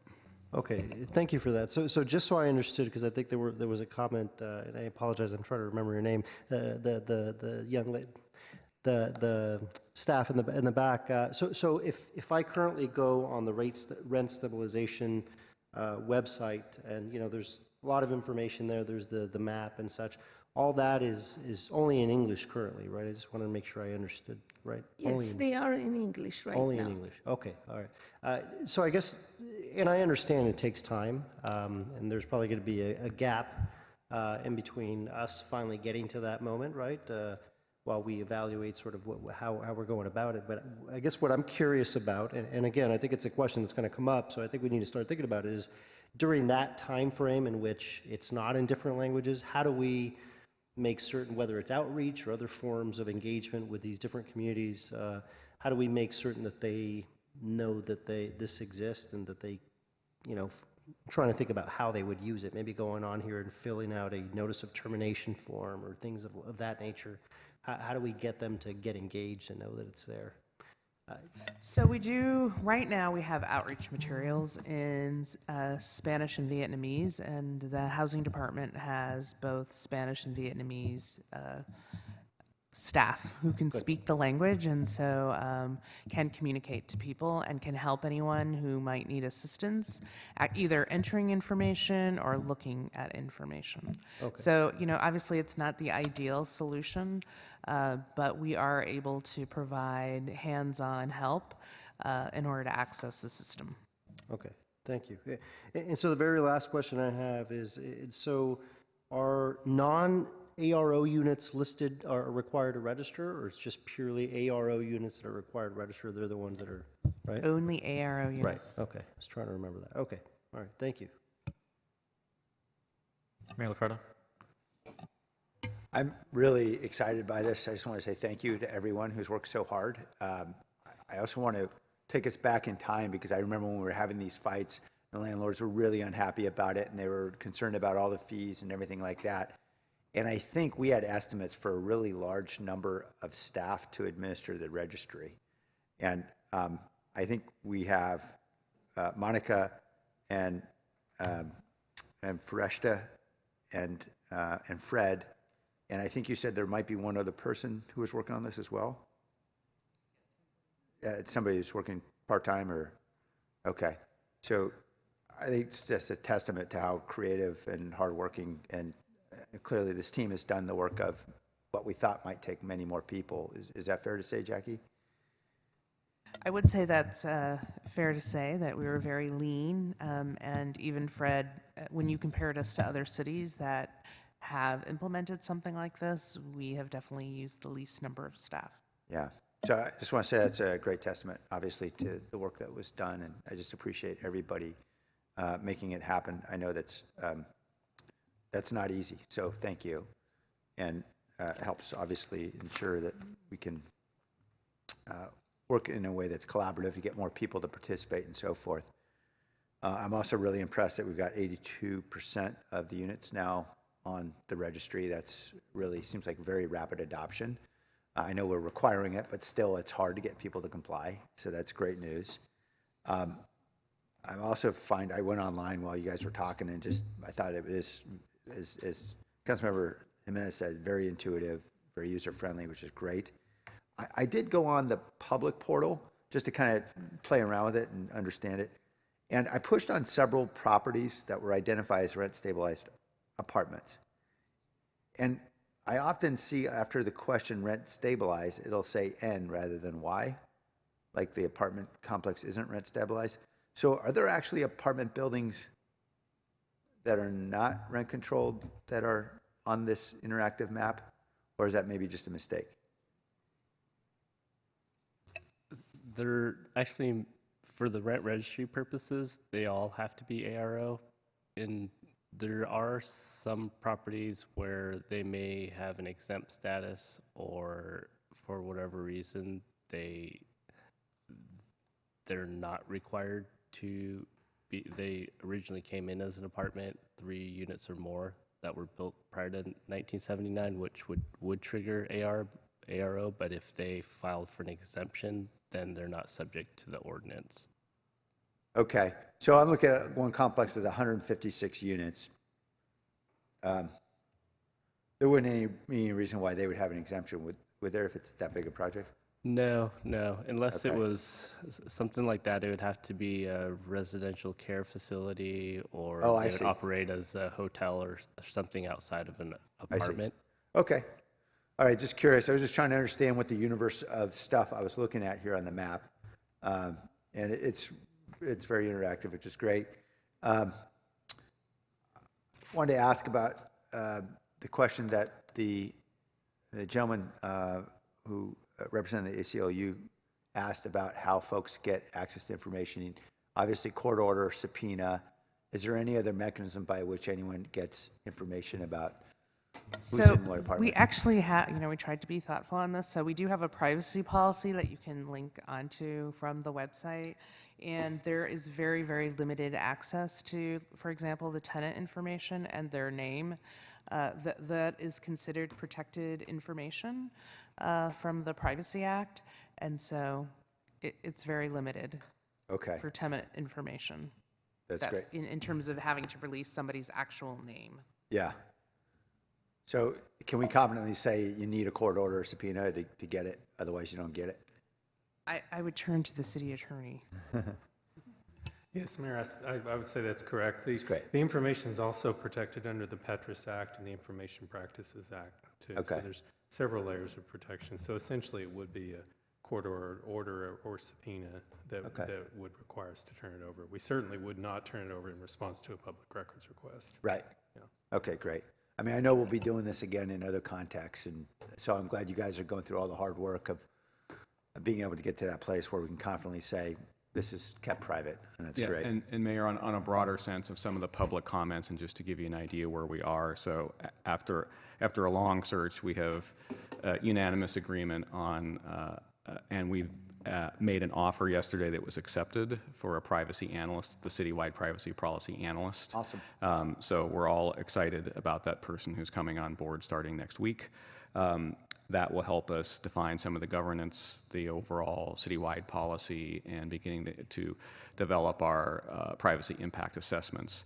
Harvard University also sponsored me spending 2 days with Dublin and the mayor of Dublin, who says hello, Lord Mayor of Dublin, who says hello. Yeah, that's a cool title, Lord Mayor. Yeah. Paul McAuliffe would like you to visit in July. That was not a paid announcement. And I think that, so the good news is that GDPR is a very good framework for the city to leverage. The lessons learned was it's a very burdensome on the cities to implement. And so I think what we'll be seeing is baking a lot of GDPR into our city policy, since nothing's going to happen at the national level. Yeah. I think what will also be, it's aligned with our expectations that we come back in the budget year 2021 to give an idea of what it's going to take to fully implement a citywide privacy policy. Okay. Well, I just appreciate the work that's been done here, because I think a lot of this can be cut and pasted, and it's great. I understand, as I look at it going into the public portal, I see that there's an owner and a public view. The tenant validation feature's coming up in the next year, right? Which is great. And I think just, Councilmember Jimenez's concerns are well taken. I think that's really the critical translation piece, right? Whenever we get that tenant validation feature up, because that seems to be the rubber that meets the road. And so, I appreciate you can't do it all at once, but even if we could just get that page into Spanish and Vietnamese, that'd be fantastic when it does roll up. And we anticipate, in terms of that validation, today, if somebody goes online and says, hey, I think my landlord's cheating, does that require a phone call to your department, Jackie? Okay, so there's no way for them to communicate otherwise. Okay, that's helpful to know, and I know I'm impressed that we've made this much progress already, such a small team, so thank you all for the great work. So thanks. Quick questions. The beginning of this slide, we have a 5% annual rent control on ARO units within the past 12 months. If the landlord doesn't exercise that 5% within 12 months, say you go, 2 years without raising rent, is there an upper threshold that you can raise the rent once in 24 months or something like that? Up to 8% or? No, it's 5% every year. Okay. I'm impressed with the amount of work and the amount of staff time that went into this and the product that came out. I'm curious, from a public person in the community, could they use this website to help them find an apartment? Like, they're looking for someplace to rent. If the landlord had a prior violation, would there be a red flag for the potential tenant to say, oh, maybe I don't want to be here? Kind of like a Yelp we don't type have thing. any of that yet. Okay. And people have talked to us about creating some sort of information that tenants could use. And, in this next iteration where we, after we have tenants who have been able to participate, that could be 3.0, but that's not something we're looking at. When we met with the IBM team, they really talked to us about how do you create this even more broader in terms of thinking about broader applications. But we're being very narrow and focused to begin with. Okay. And you might have touched on this already, but one of the things that I'm hearing from landlords they're complaining about is kind of the burden of having to report. And some of, the big landlords fine, but the smaller mom and pop type landlords, they're saying that they have to outsource it to, I don't know, some sort of consultant or some sort of third party entity to kind of take care of it and work their books for them. So I'm curious, in terms of the data that we're collecting, how much of it is, to enforce the ARO, and are there other things that we're just kind of optionally collecting, like ethnicity or age or whatever, that is just kind of census type that we're just curious about, or is it just straight up? It is so narrow at this point, and as Fareshta mentioned, after you've fully entered the first year, and Much of the information was already populated by the city, and I don't want to underestimate how much time it took us just to get those two databases to talk to each other and then really clean up the data, because actually some of it wasn't accurate. So by the time they came online, we had things like, here's your address, here's your number of units. And so after year one, they've already entered that. Literally all they're doing is updating just the few fields. So if I was a small tenant landlord, let's say I owned 4 units, then literally you're just telling us, did the tenant change? If the name didn't change, you don't have anything to enter there. Did the rent change? So you might have 4 entries to make in a year. Okay. All right. Thanks, Jackie. With that, can I get a motion? All in favor? To cross-reference to the... Well, you're making the motion. Why did you... Oh. The cross-reference in December. Okay. All in favor? Aye. All right. That passes. Thank you. Moving on. Okay, thank you. While we do some more transitions here, a couple of things. Our next report is going to be on the community Wi-Fi strategy. For a little bit of infotainment, there is a Schoolhouse Rock reference buried within the presentation. So the first person on the committee that gets it can take my Star Trek lunch pail from Councilmember Dieppe and put it in their office. The second is there is a housing tie-in.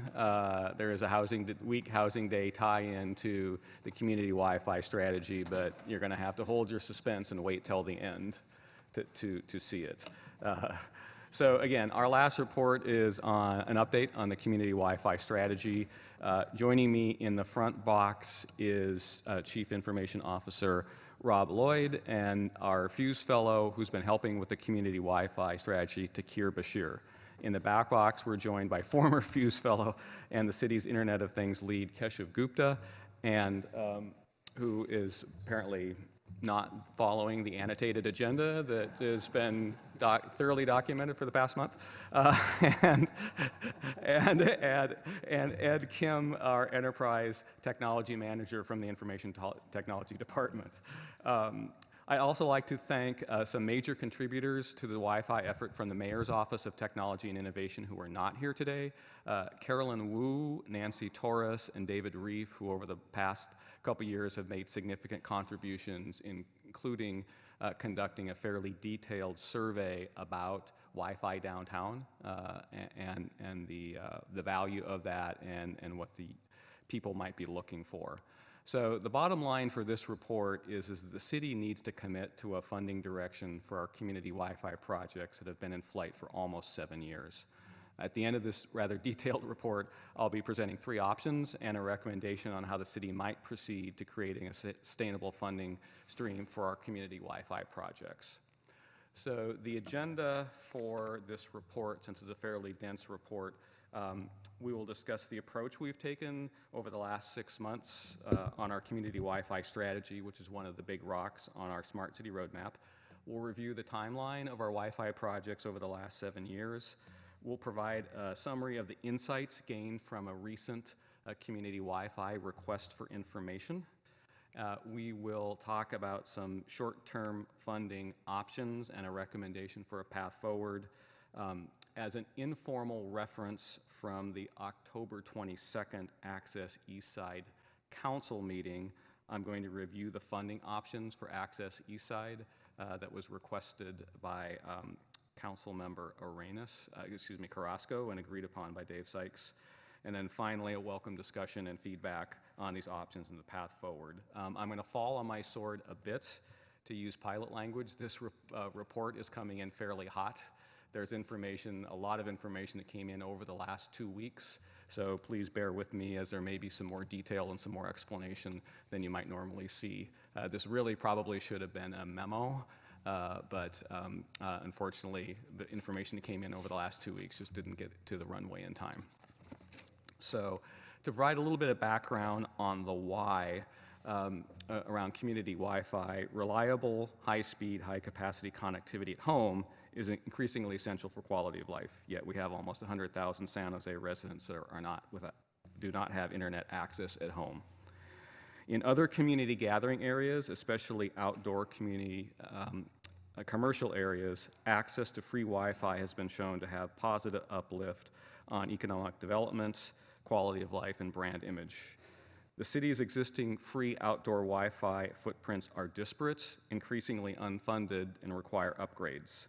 And on the next slide, I'm going to be providing more information on these existing projects.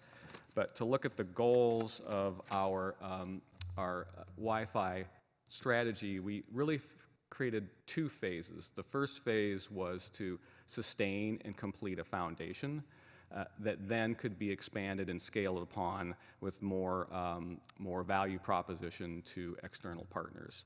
So on phase one, on the left-hand side, our goals for this phase were to upgrade the Wi-Fi to current commercial versions. We have a number of footprints that are at end of life. The second was to complete the Facebook Terragraph backhaul demo project by optimizing the user experience and opening it up to the public. We would confirm a capable network operator to transition Terragraph 2. We would consider the Terragraph expansion to San Pedro Square, which is the highest area in the community Wi-Fi survey that we don't have any coverage.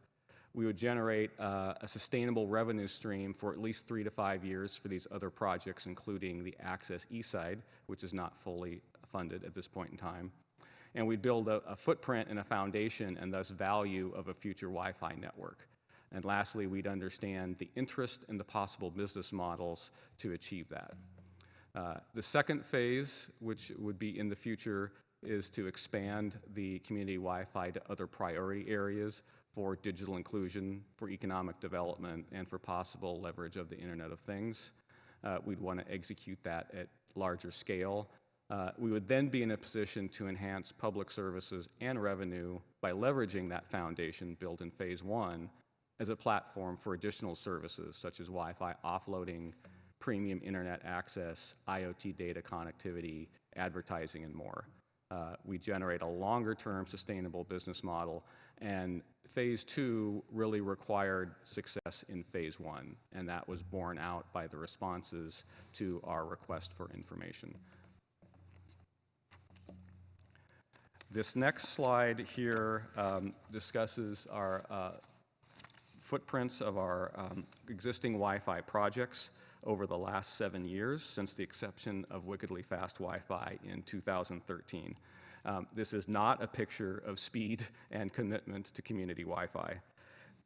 The city has been, on the first row, the wickedly fast Wi-Fi downtown, the city has been operating 30 outdoor Wi-Fi access points downtown since 2013. This excludes City Hall, but if you look at the rest of the footprint in the downtown, we've been operating 30 since 2013. These devices are largely at the end of their useful life.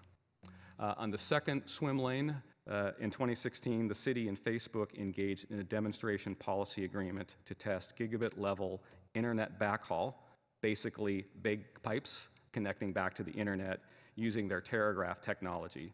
Approximately 200 outdoor Wi-Fi access points were installed to provide the use case to test the backhaul. While this demo project provided a potential application for free outdoor Wi-Fi in the Terragraph footprint, the actual agreements did not address the funding, the network operations, nor any other necessary tasks to operationalize the Wi-Fi in the public domain. In other words, we planned for failure, but we did not plan for success. Last year, we agreed to extend the demonstration agreement for 12 months, having done a successful employee test of the Terragraph network at over 1,000 users. We agreed with Facebook to extend the demonstration agreement for 12 months so the city could find a sustainable business model and find an underlying operator to transition the network to.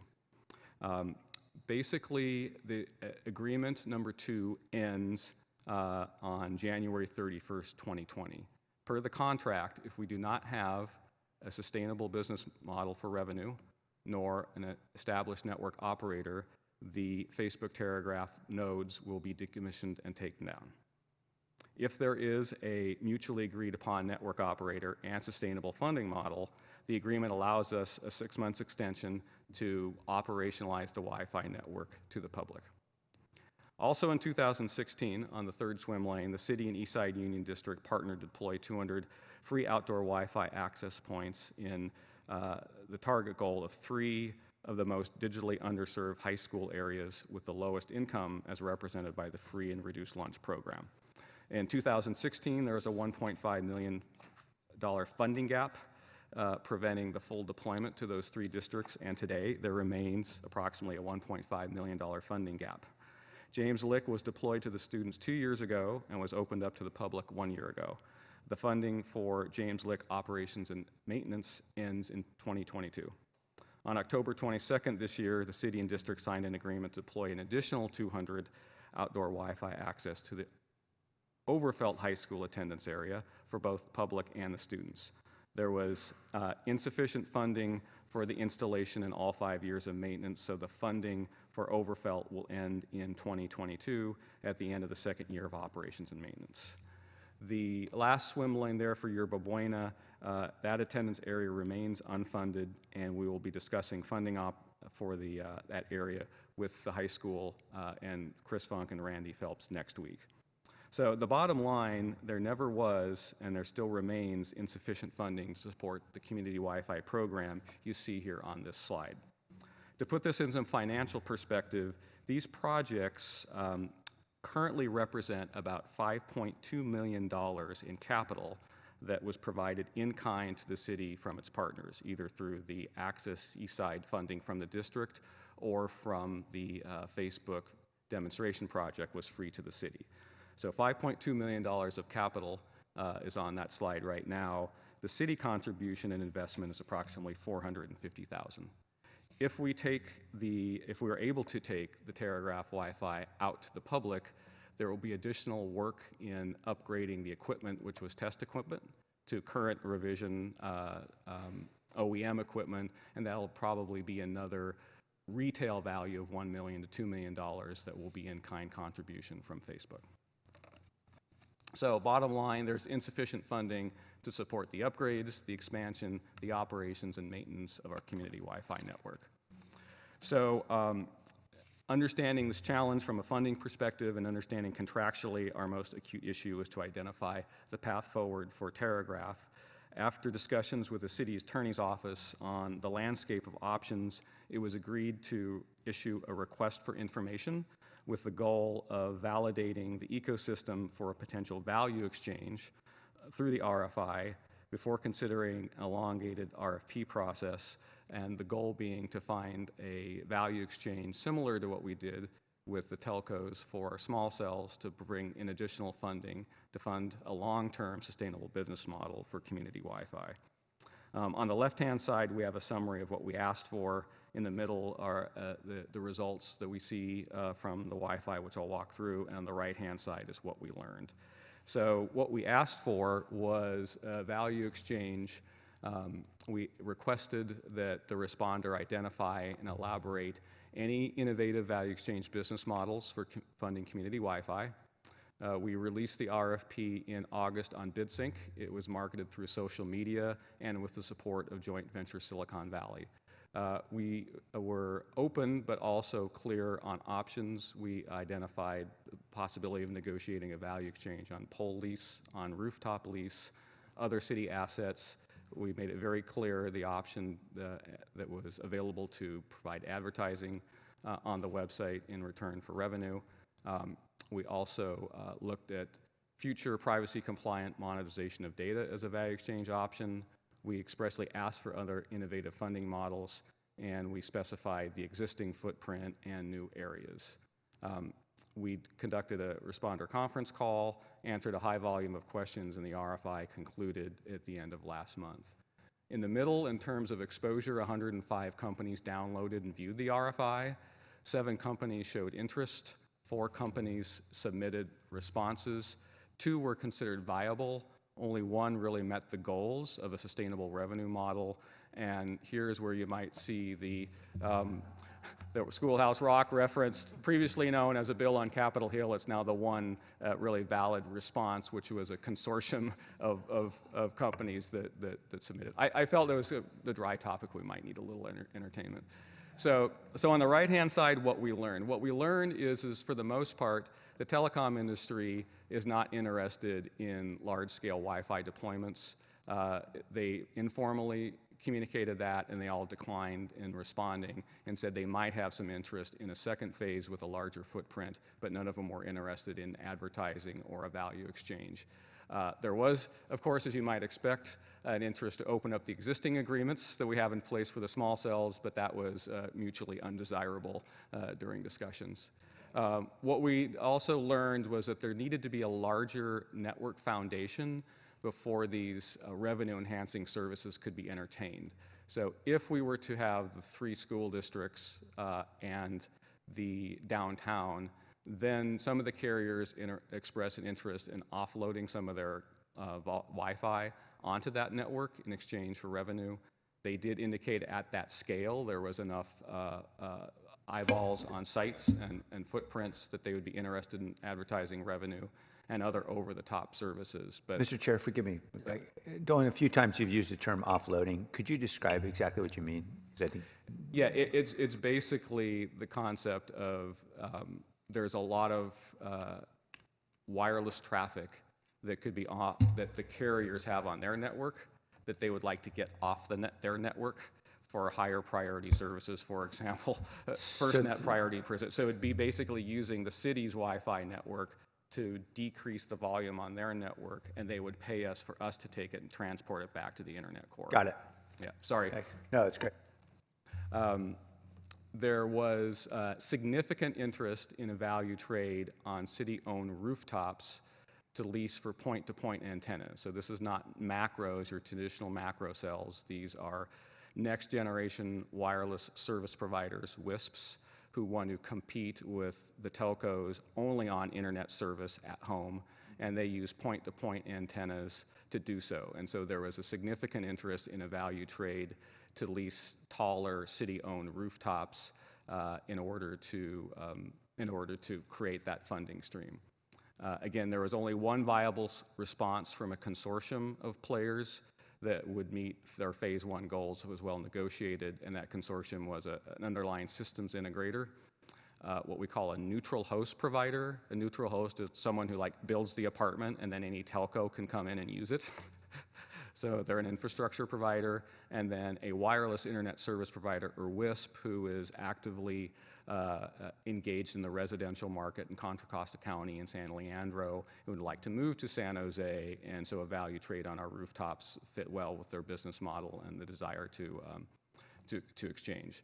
So this is also attractive because it basically introduces 2 new entrants into the telco landscape, creating more competition and potentially increase quality and reduce price.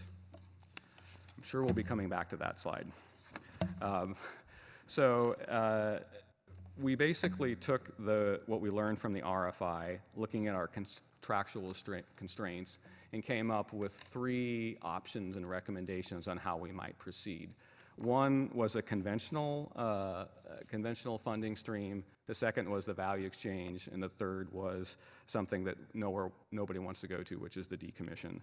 So, at a high level, not going through all the detail, the conventional funding stream would be a combination of general fund, school district contribution, and grants. The pros is this is fairly straightforward and simple.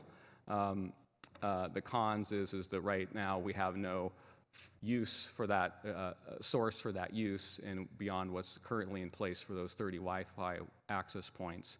And we would need to consider that as part of the annual budget process, but we have that end of January constraint with the downtown and Telegraph. On the value exchange, the city would negotiate a value exchange with the consortium. We would, of course, also see additional contribution from our partners, specifically the district. And in that option, we would return before January 30th with a negotiate and execute, basically a term sheet on what this value exchange might look like. That would ideally have no impact to the general fund. It would generate enough OpEx for all of the 4 footprints. It would provide confidence in our sustainability in the operator, so I'm sure we could get some more runway on our agreement with Facebook. And it is similar in concept to the telco small cell value exchange. The cons is it's a complex negotiation and partner discussion that has to happen fairly quickly. and those negotiations could fail, or the volume could be less than demanded. But the negotiator in question so far has a pretty good track record, so I think that we would hope that we could achieve an agreement there. The third option, which no one wants but is possible, is we could. Obviously, the Terragraph backhaul demonstration project was a success. Terragraph is being deployed in many cities throughout the world now, and it itself was a success, and the city learned a lot. All of our experience in permitting wireless devices on poles and our heterogeneous pole network and what it takes to scale up to what we're doing today with the telcos was learned through our work with permitting Terragraph on our poles. Unfortunately, that would, so that would be the decommissioning. It would allow us to focus those assets on Access East side. It would free up the poles assets downtown, and the Wi-Fi access points could be reused either at Yerba Buena or other places. Obviously, from a con, it has negative public impact in that we wouldn't have that expanded free Wi-Fi downtown. It would be a negative impact to our brand image, and we still need to resolve the Access East side funding. So the staff recommends pursuing number 2, the value exchange option, to its logical conclusion. Kind of related to that is that we would be also in discussions on the district, specifically on Access East side, and per the discussion at the October 27th council meeting, I'm meeting with the district's chief technology officer and hopefully Chris Funk to talk about the fact that Randy committed that additional bond funding would be available. That was made at the committee meeting. This is the housing tie-in. This is it for next year. We're looking at the housing department for grant funding on Yerba Buena, specifically the community development block grant. And there's no promises, but we are cautiously optimistic. We could pursue the California Advanced Services Fund as a potential grant option. In combination, we'd be looking at that value exchange previously recommended. There's also some interest in Alum Rock joining in and paying on the OpEx of this, because once you finish James Lick, Overfelt, and Yerba Buena, you've largely covered the Alum Rock district.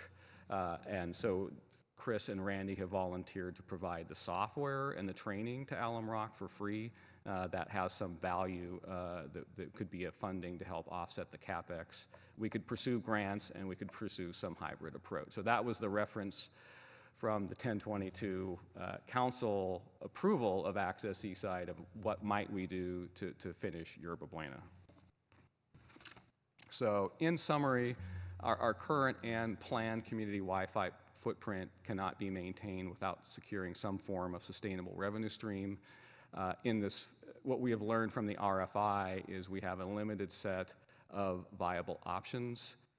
Staff recommends pursuing that value exchange with the consortium and also better understanding the district's contribution to inform our next steps on Terragraph. And given the time constraints, I'd recommend coming back to City Council on January 7th with a recommendation to negotiate and execute a value exchange, basically bring a tentative term sheet to the table that would provide the necessary confidence that we do have a path for an operator and sustainable funding. So I know that was a somewhat information-loaded and complex presentation, but at this point in time, I'll turn it over for questions. Yes, we'll start with public comment. Mr. Beekman, come on down.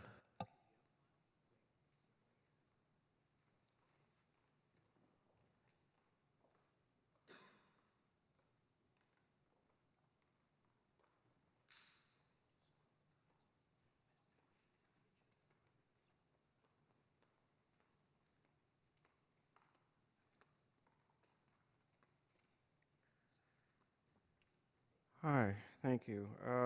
I'm going to try to speak in more broad terms again, if you can be patient with my broad statements. Thank you. If it gets too much, maybe you can ask me to stop. But this first part should be nice. It's nice for me, actually, in a way. It's a learning process, so thank you as a city government. As a city government, you seem to understand initial ideas of what can be good oversight and privacy protection. You're learning these subjects. And a thank you that I can feel you have some actual worries of 5G technology, and that's hopeful to myself. Thank you for that. San Jose is currently building a tech future built on large corporate models. It is a safe way to work. But to admit, it is with these ideas as a republic builds itself to ensure itself and to work as a buffer from the everyday public. I hope you can be patient with my own work at this time as I try to understand how to balance the current city government needs compared with institutional guidelines, tools, and practices that can now allow the everyday public to have a more active role to help develop what can be good technology practices that can have a more of a feeling of actually belonging to everyone of a community. When I spoke of love of a city council housing issues this week, maybe a better way to define this as a system of good principle of values is how to work with tech in San Jose. Civil rights, civil protections, and how to invite the public to help create a tech guideline future can be a definition of leadership and innovation.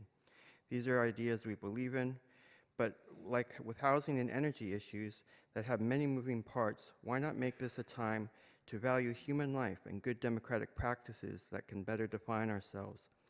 And to finish, to state, and possibly even demand to the world that human values and good government practices is how we want to define ourselves here in San Jose.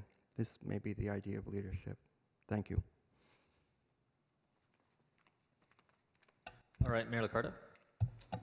First, I just want to say big thank you. I wasn't sure if we had a very clear path. It seems like we do. And if we can get this done in option 2, I think it's a huge success, because I know it's something we've all been scratching our heads over. Is there a sustainable way of doing this? And if you think you've got someone you can negotiate with that can give us the OpEx we need, that is fantastic.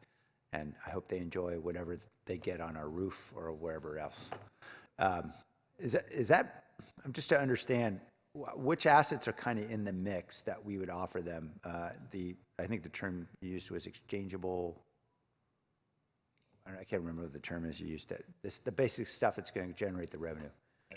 Yeah, so I mean, basically these are like point-to-point antennas that they would be mounting on our rooftops. That's it? There's nothing else they want? Just those? They basically want the space. I mean, in much the same way that street lights have height and power, most rooftops have height and power. And this type of technology is potentially interference with what the telcos are putting on the street lights. So there's a natural desire to kind of get away from the street light, but still have height and power. Yeah, that's great. Can we just build more tall stuff with power so we can generate more money? As the city densifies, as the development grows, I mean, certainly there are going to be higher buildings, and we can hopefully get into this space before that happens and maximize the revenue potential. Otherwise, they'll be going to private landlords. Is there any basis for us to, are there any cities out there that put a development condition on every high-rise that says the city gets an easement to use 2 square foot space on your roof for paying for low-income Wi-Fi? Well, history doesn't repeat itself, but it often rhymes. So there are a number of cities that have that actual condition for extra conduit in and around. So I won't speak for housing or economic development, but I'm sure that's something we can consider. I'm sure there is something that's out there, because in the same way that grounding is the issue, grounding is already, a precedent's already been set for those conditions. I'm sure those conditions have been in other cities or for rooftops, especially taller, dense cities like New York. Yeah. Okay, I'd be really interested in that. It just seems to me, I know you struck something last year, Dolan, through these negotiations, and clearly there's a lot of opportunity here, and it'd be wonderful to take advantage of the developments going on right now. So let me know how we can be helpful in that effort. The issue about the consortium that you have now, and I guess you can't identify who they are yet. Is there an issue about that? I don't believe so. I Okay. prefer not to telegraph my negotiating plays, but I can certainly, I think it's in the public domain, so I mean, we can talk about it if the committee wishes to do so. It may not be bad since we're all doing things out there in the external world that may get us in trouble if, for example, we're fundraising or doing other things. Sure. Could you tell us who it is? And then we Yeah, can so the avoid- consortium, there was 3 parties. It was the wireless information service provider is Common Networks. They're doing work in San Leandro and Contra Costa County. They also, not surprisingly, happen to be a OEM partner for Terragraph, and they're implementing Terragraph in other cities, so that works to our advantage. Great. The second is a company called Neutral Common Networks, and the underlying integrator that would more or less operate as the prime and brought the consortium together is SmartWave from out of Georgia. And we know them. And we know them, right. That's great. Well, that's very exciting. I understand that there are some issues around the duration of this negotiation because the equipment has to come down in downtown. The Terragraph equipment does. Can we just go to contract, or do we need to go through an RFP again? So the purpose of doing the RFI was to determine if we needed to do any type of RFP.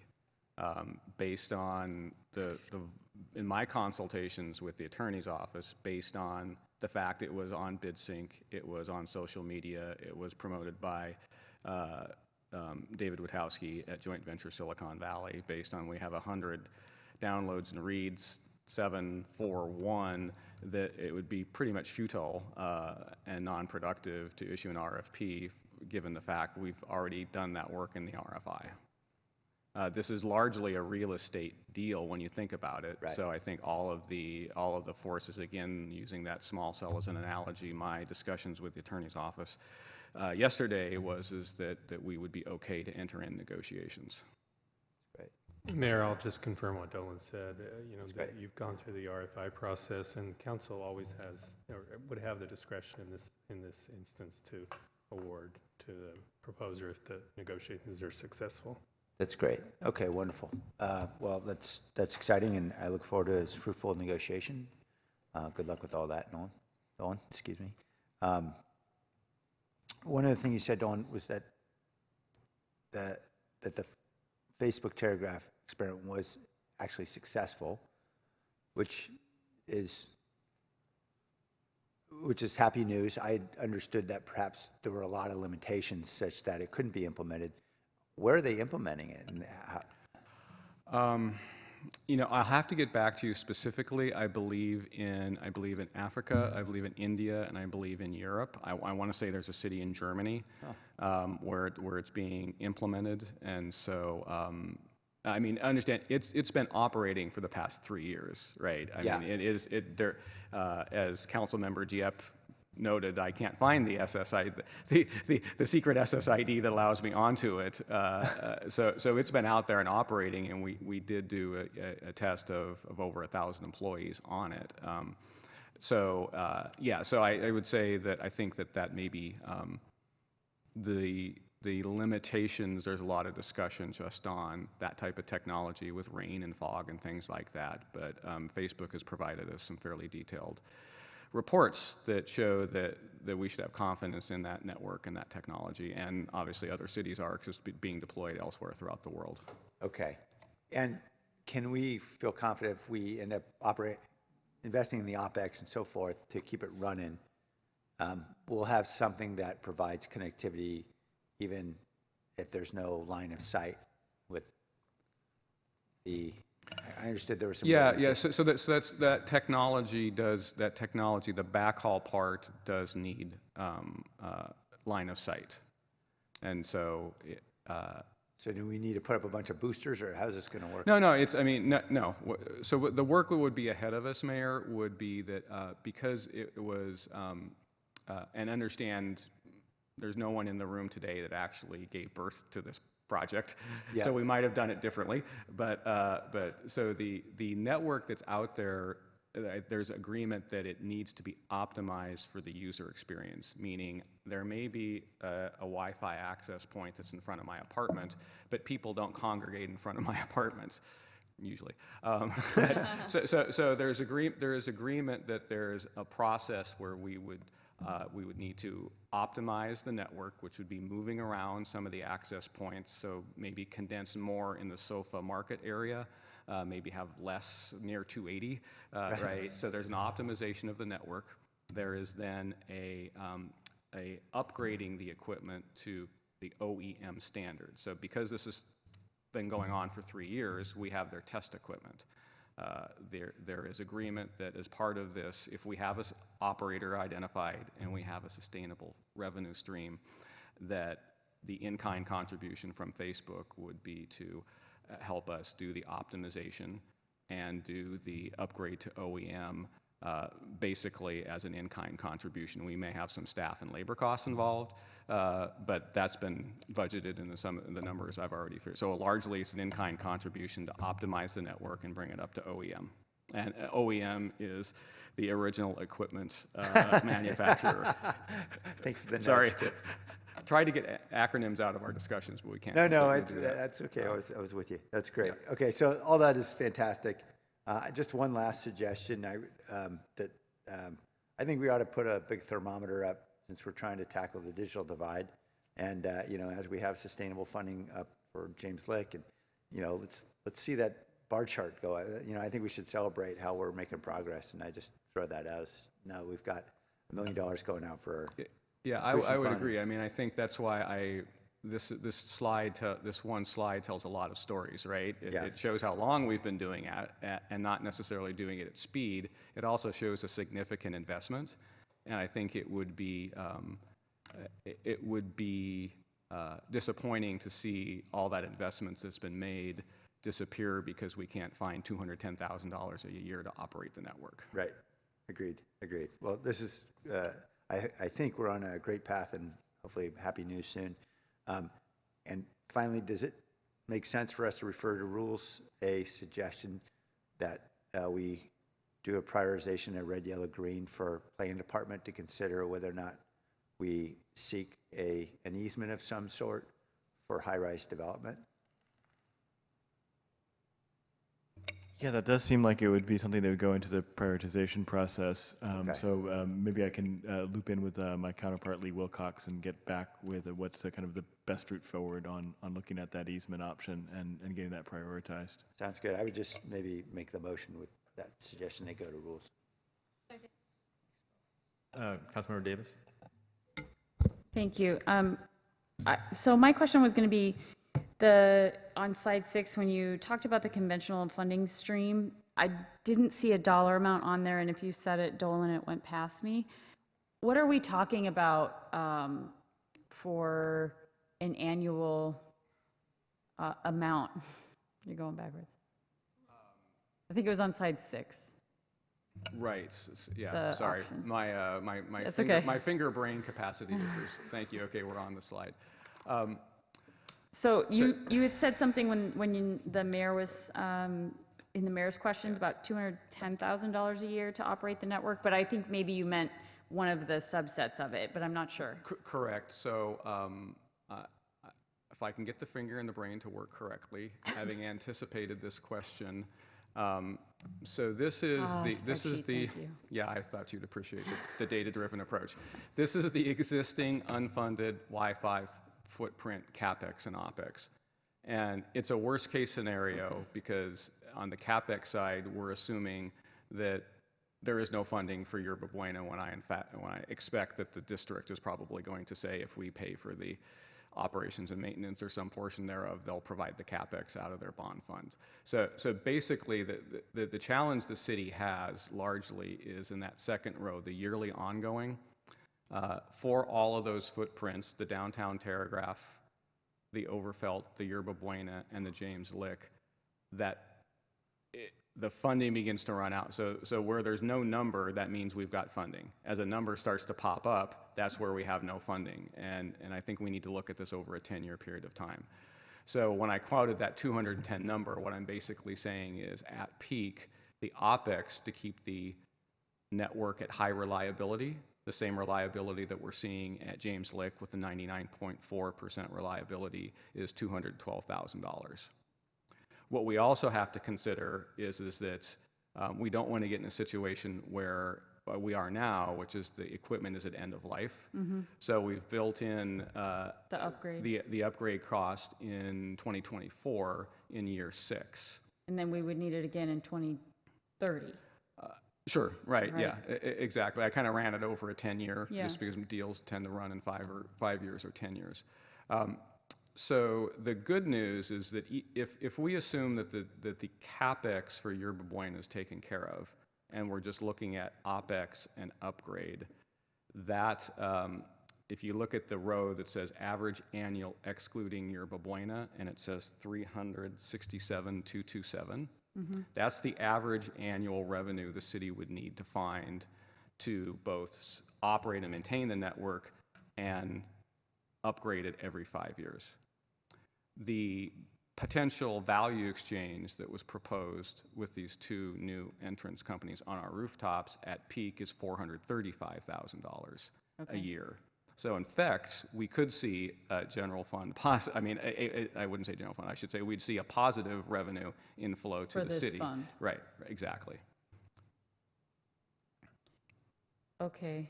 And then, does this include, so it looks like the optimize and the upgrade, you just have staff time?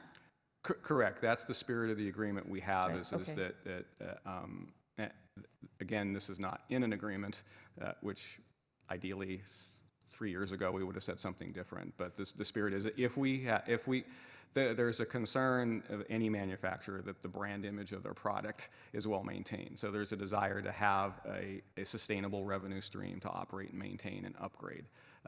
The agreement is if we find that, then we would move on to this phase 2, which is the optimize upgrade to the original equipment manufacturer and deploy to the public.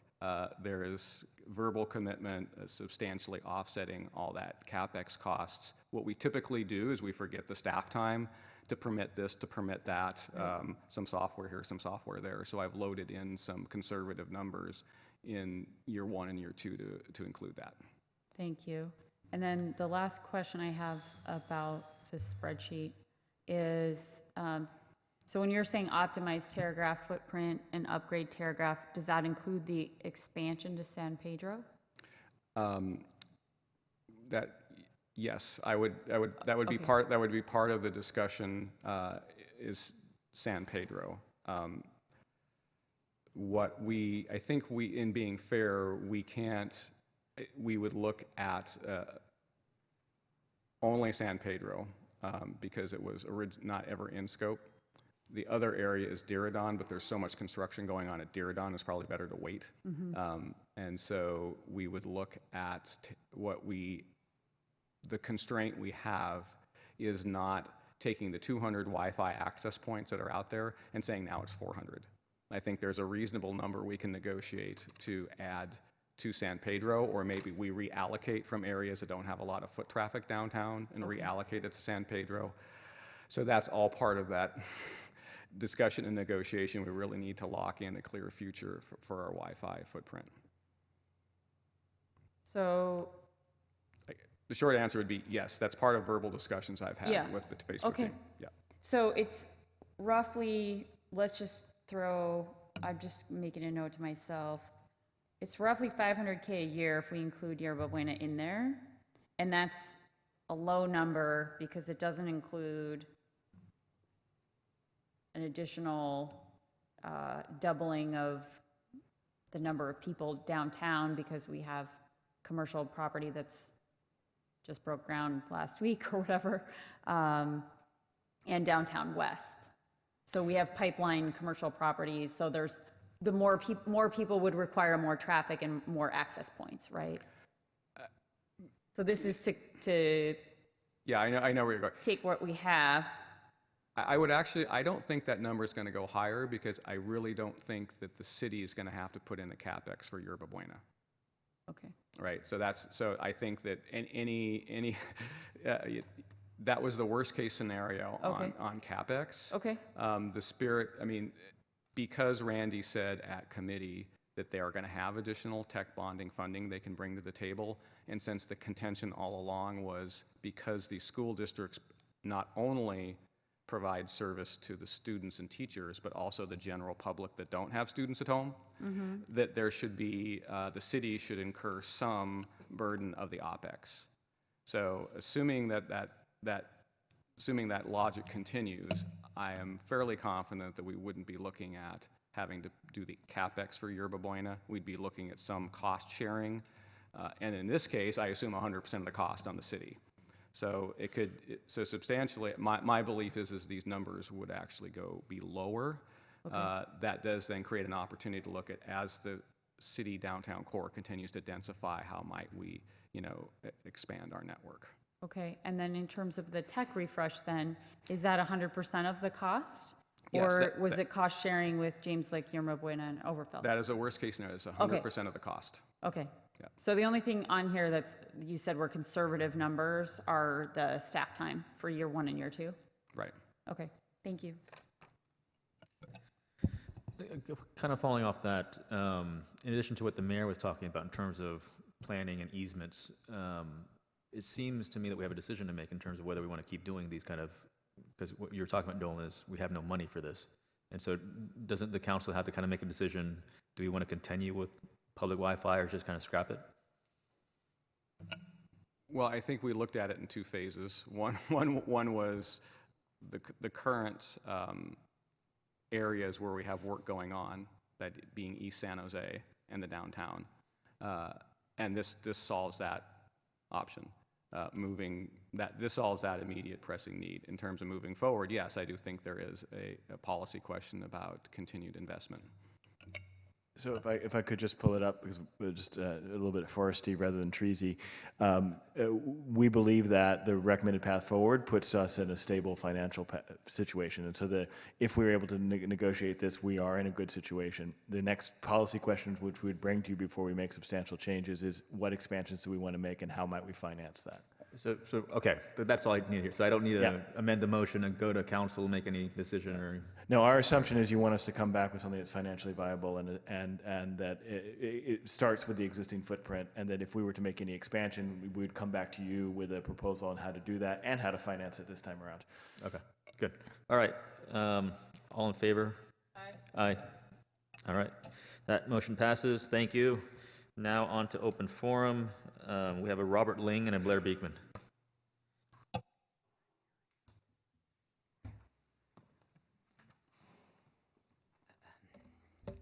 Hi, my first time here, so thanks for this opportunity to speak. I'm a software startup guy, 2-decade-long San Jose resident. I'm also the president of my HOA, 92 homes in Evergreen. So you're a run-of-the-mill digital citizen pretty much. I'm here today to convey a point about the 5G small cell rollout and the channels of digital citizen participation in government. I feel we need to tap the brakes on the 5G rollout. I realize that the train has left the station. The FCC is determined not to let China overtake us, hampered municipal discretion in the approval of small cell permits, and the digital inclusion plan well on the way. I want to relay my concern that EMF safety remains short of the surety the FCC maintains. So we want rollout halted at least on our street until our concerns and questions are addressed. You may know that Switzerland has halted its rollout over these same concerns.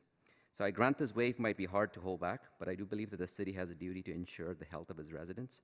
And at the very minimum, would like to propose independent 3-season spot readings of small cell EMF and retain the experts to do so. I believe industry has yet to earn public trust here. This is not within the ability of citizen science because milliband meters are just simply not available to the consumer. We need to work with industry to make sure we rationalize future approvals so there is no hotspotting of EMF exposure. I ask what's to happen when Verizon comes and adds their EMF to AT&T's on adjacent poles. My second point is the channels of communication that the city has set up to engage with digital citizenry doesn't seem to be working. While I applaud the access to video and citizenship engagement through the Granicus platform, there was an e-comment I submitted to the last meeting of the Smart Cities Committee that just seemed to go into the void. I've also tried emailing. There's email aliases, employees by name, and I haven't gotten anything back, even something as simple as a form letter saying that we're going to get back. So that's all I have, and I would appreciate somebody contacting me for what next steps might be. Thank you. Thank you. Mr. Beekman?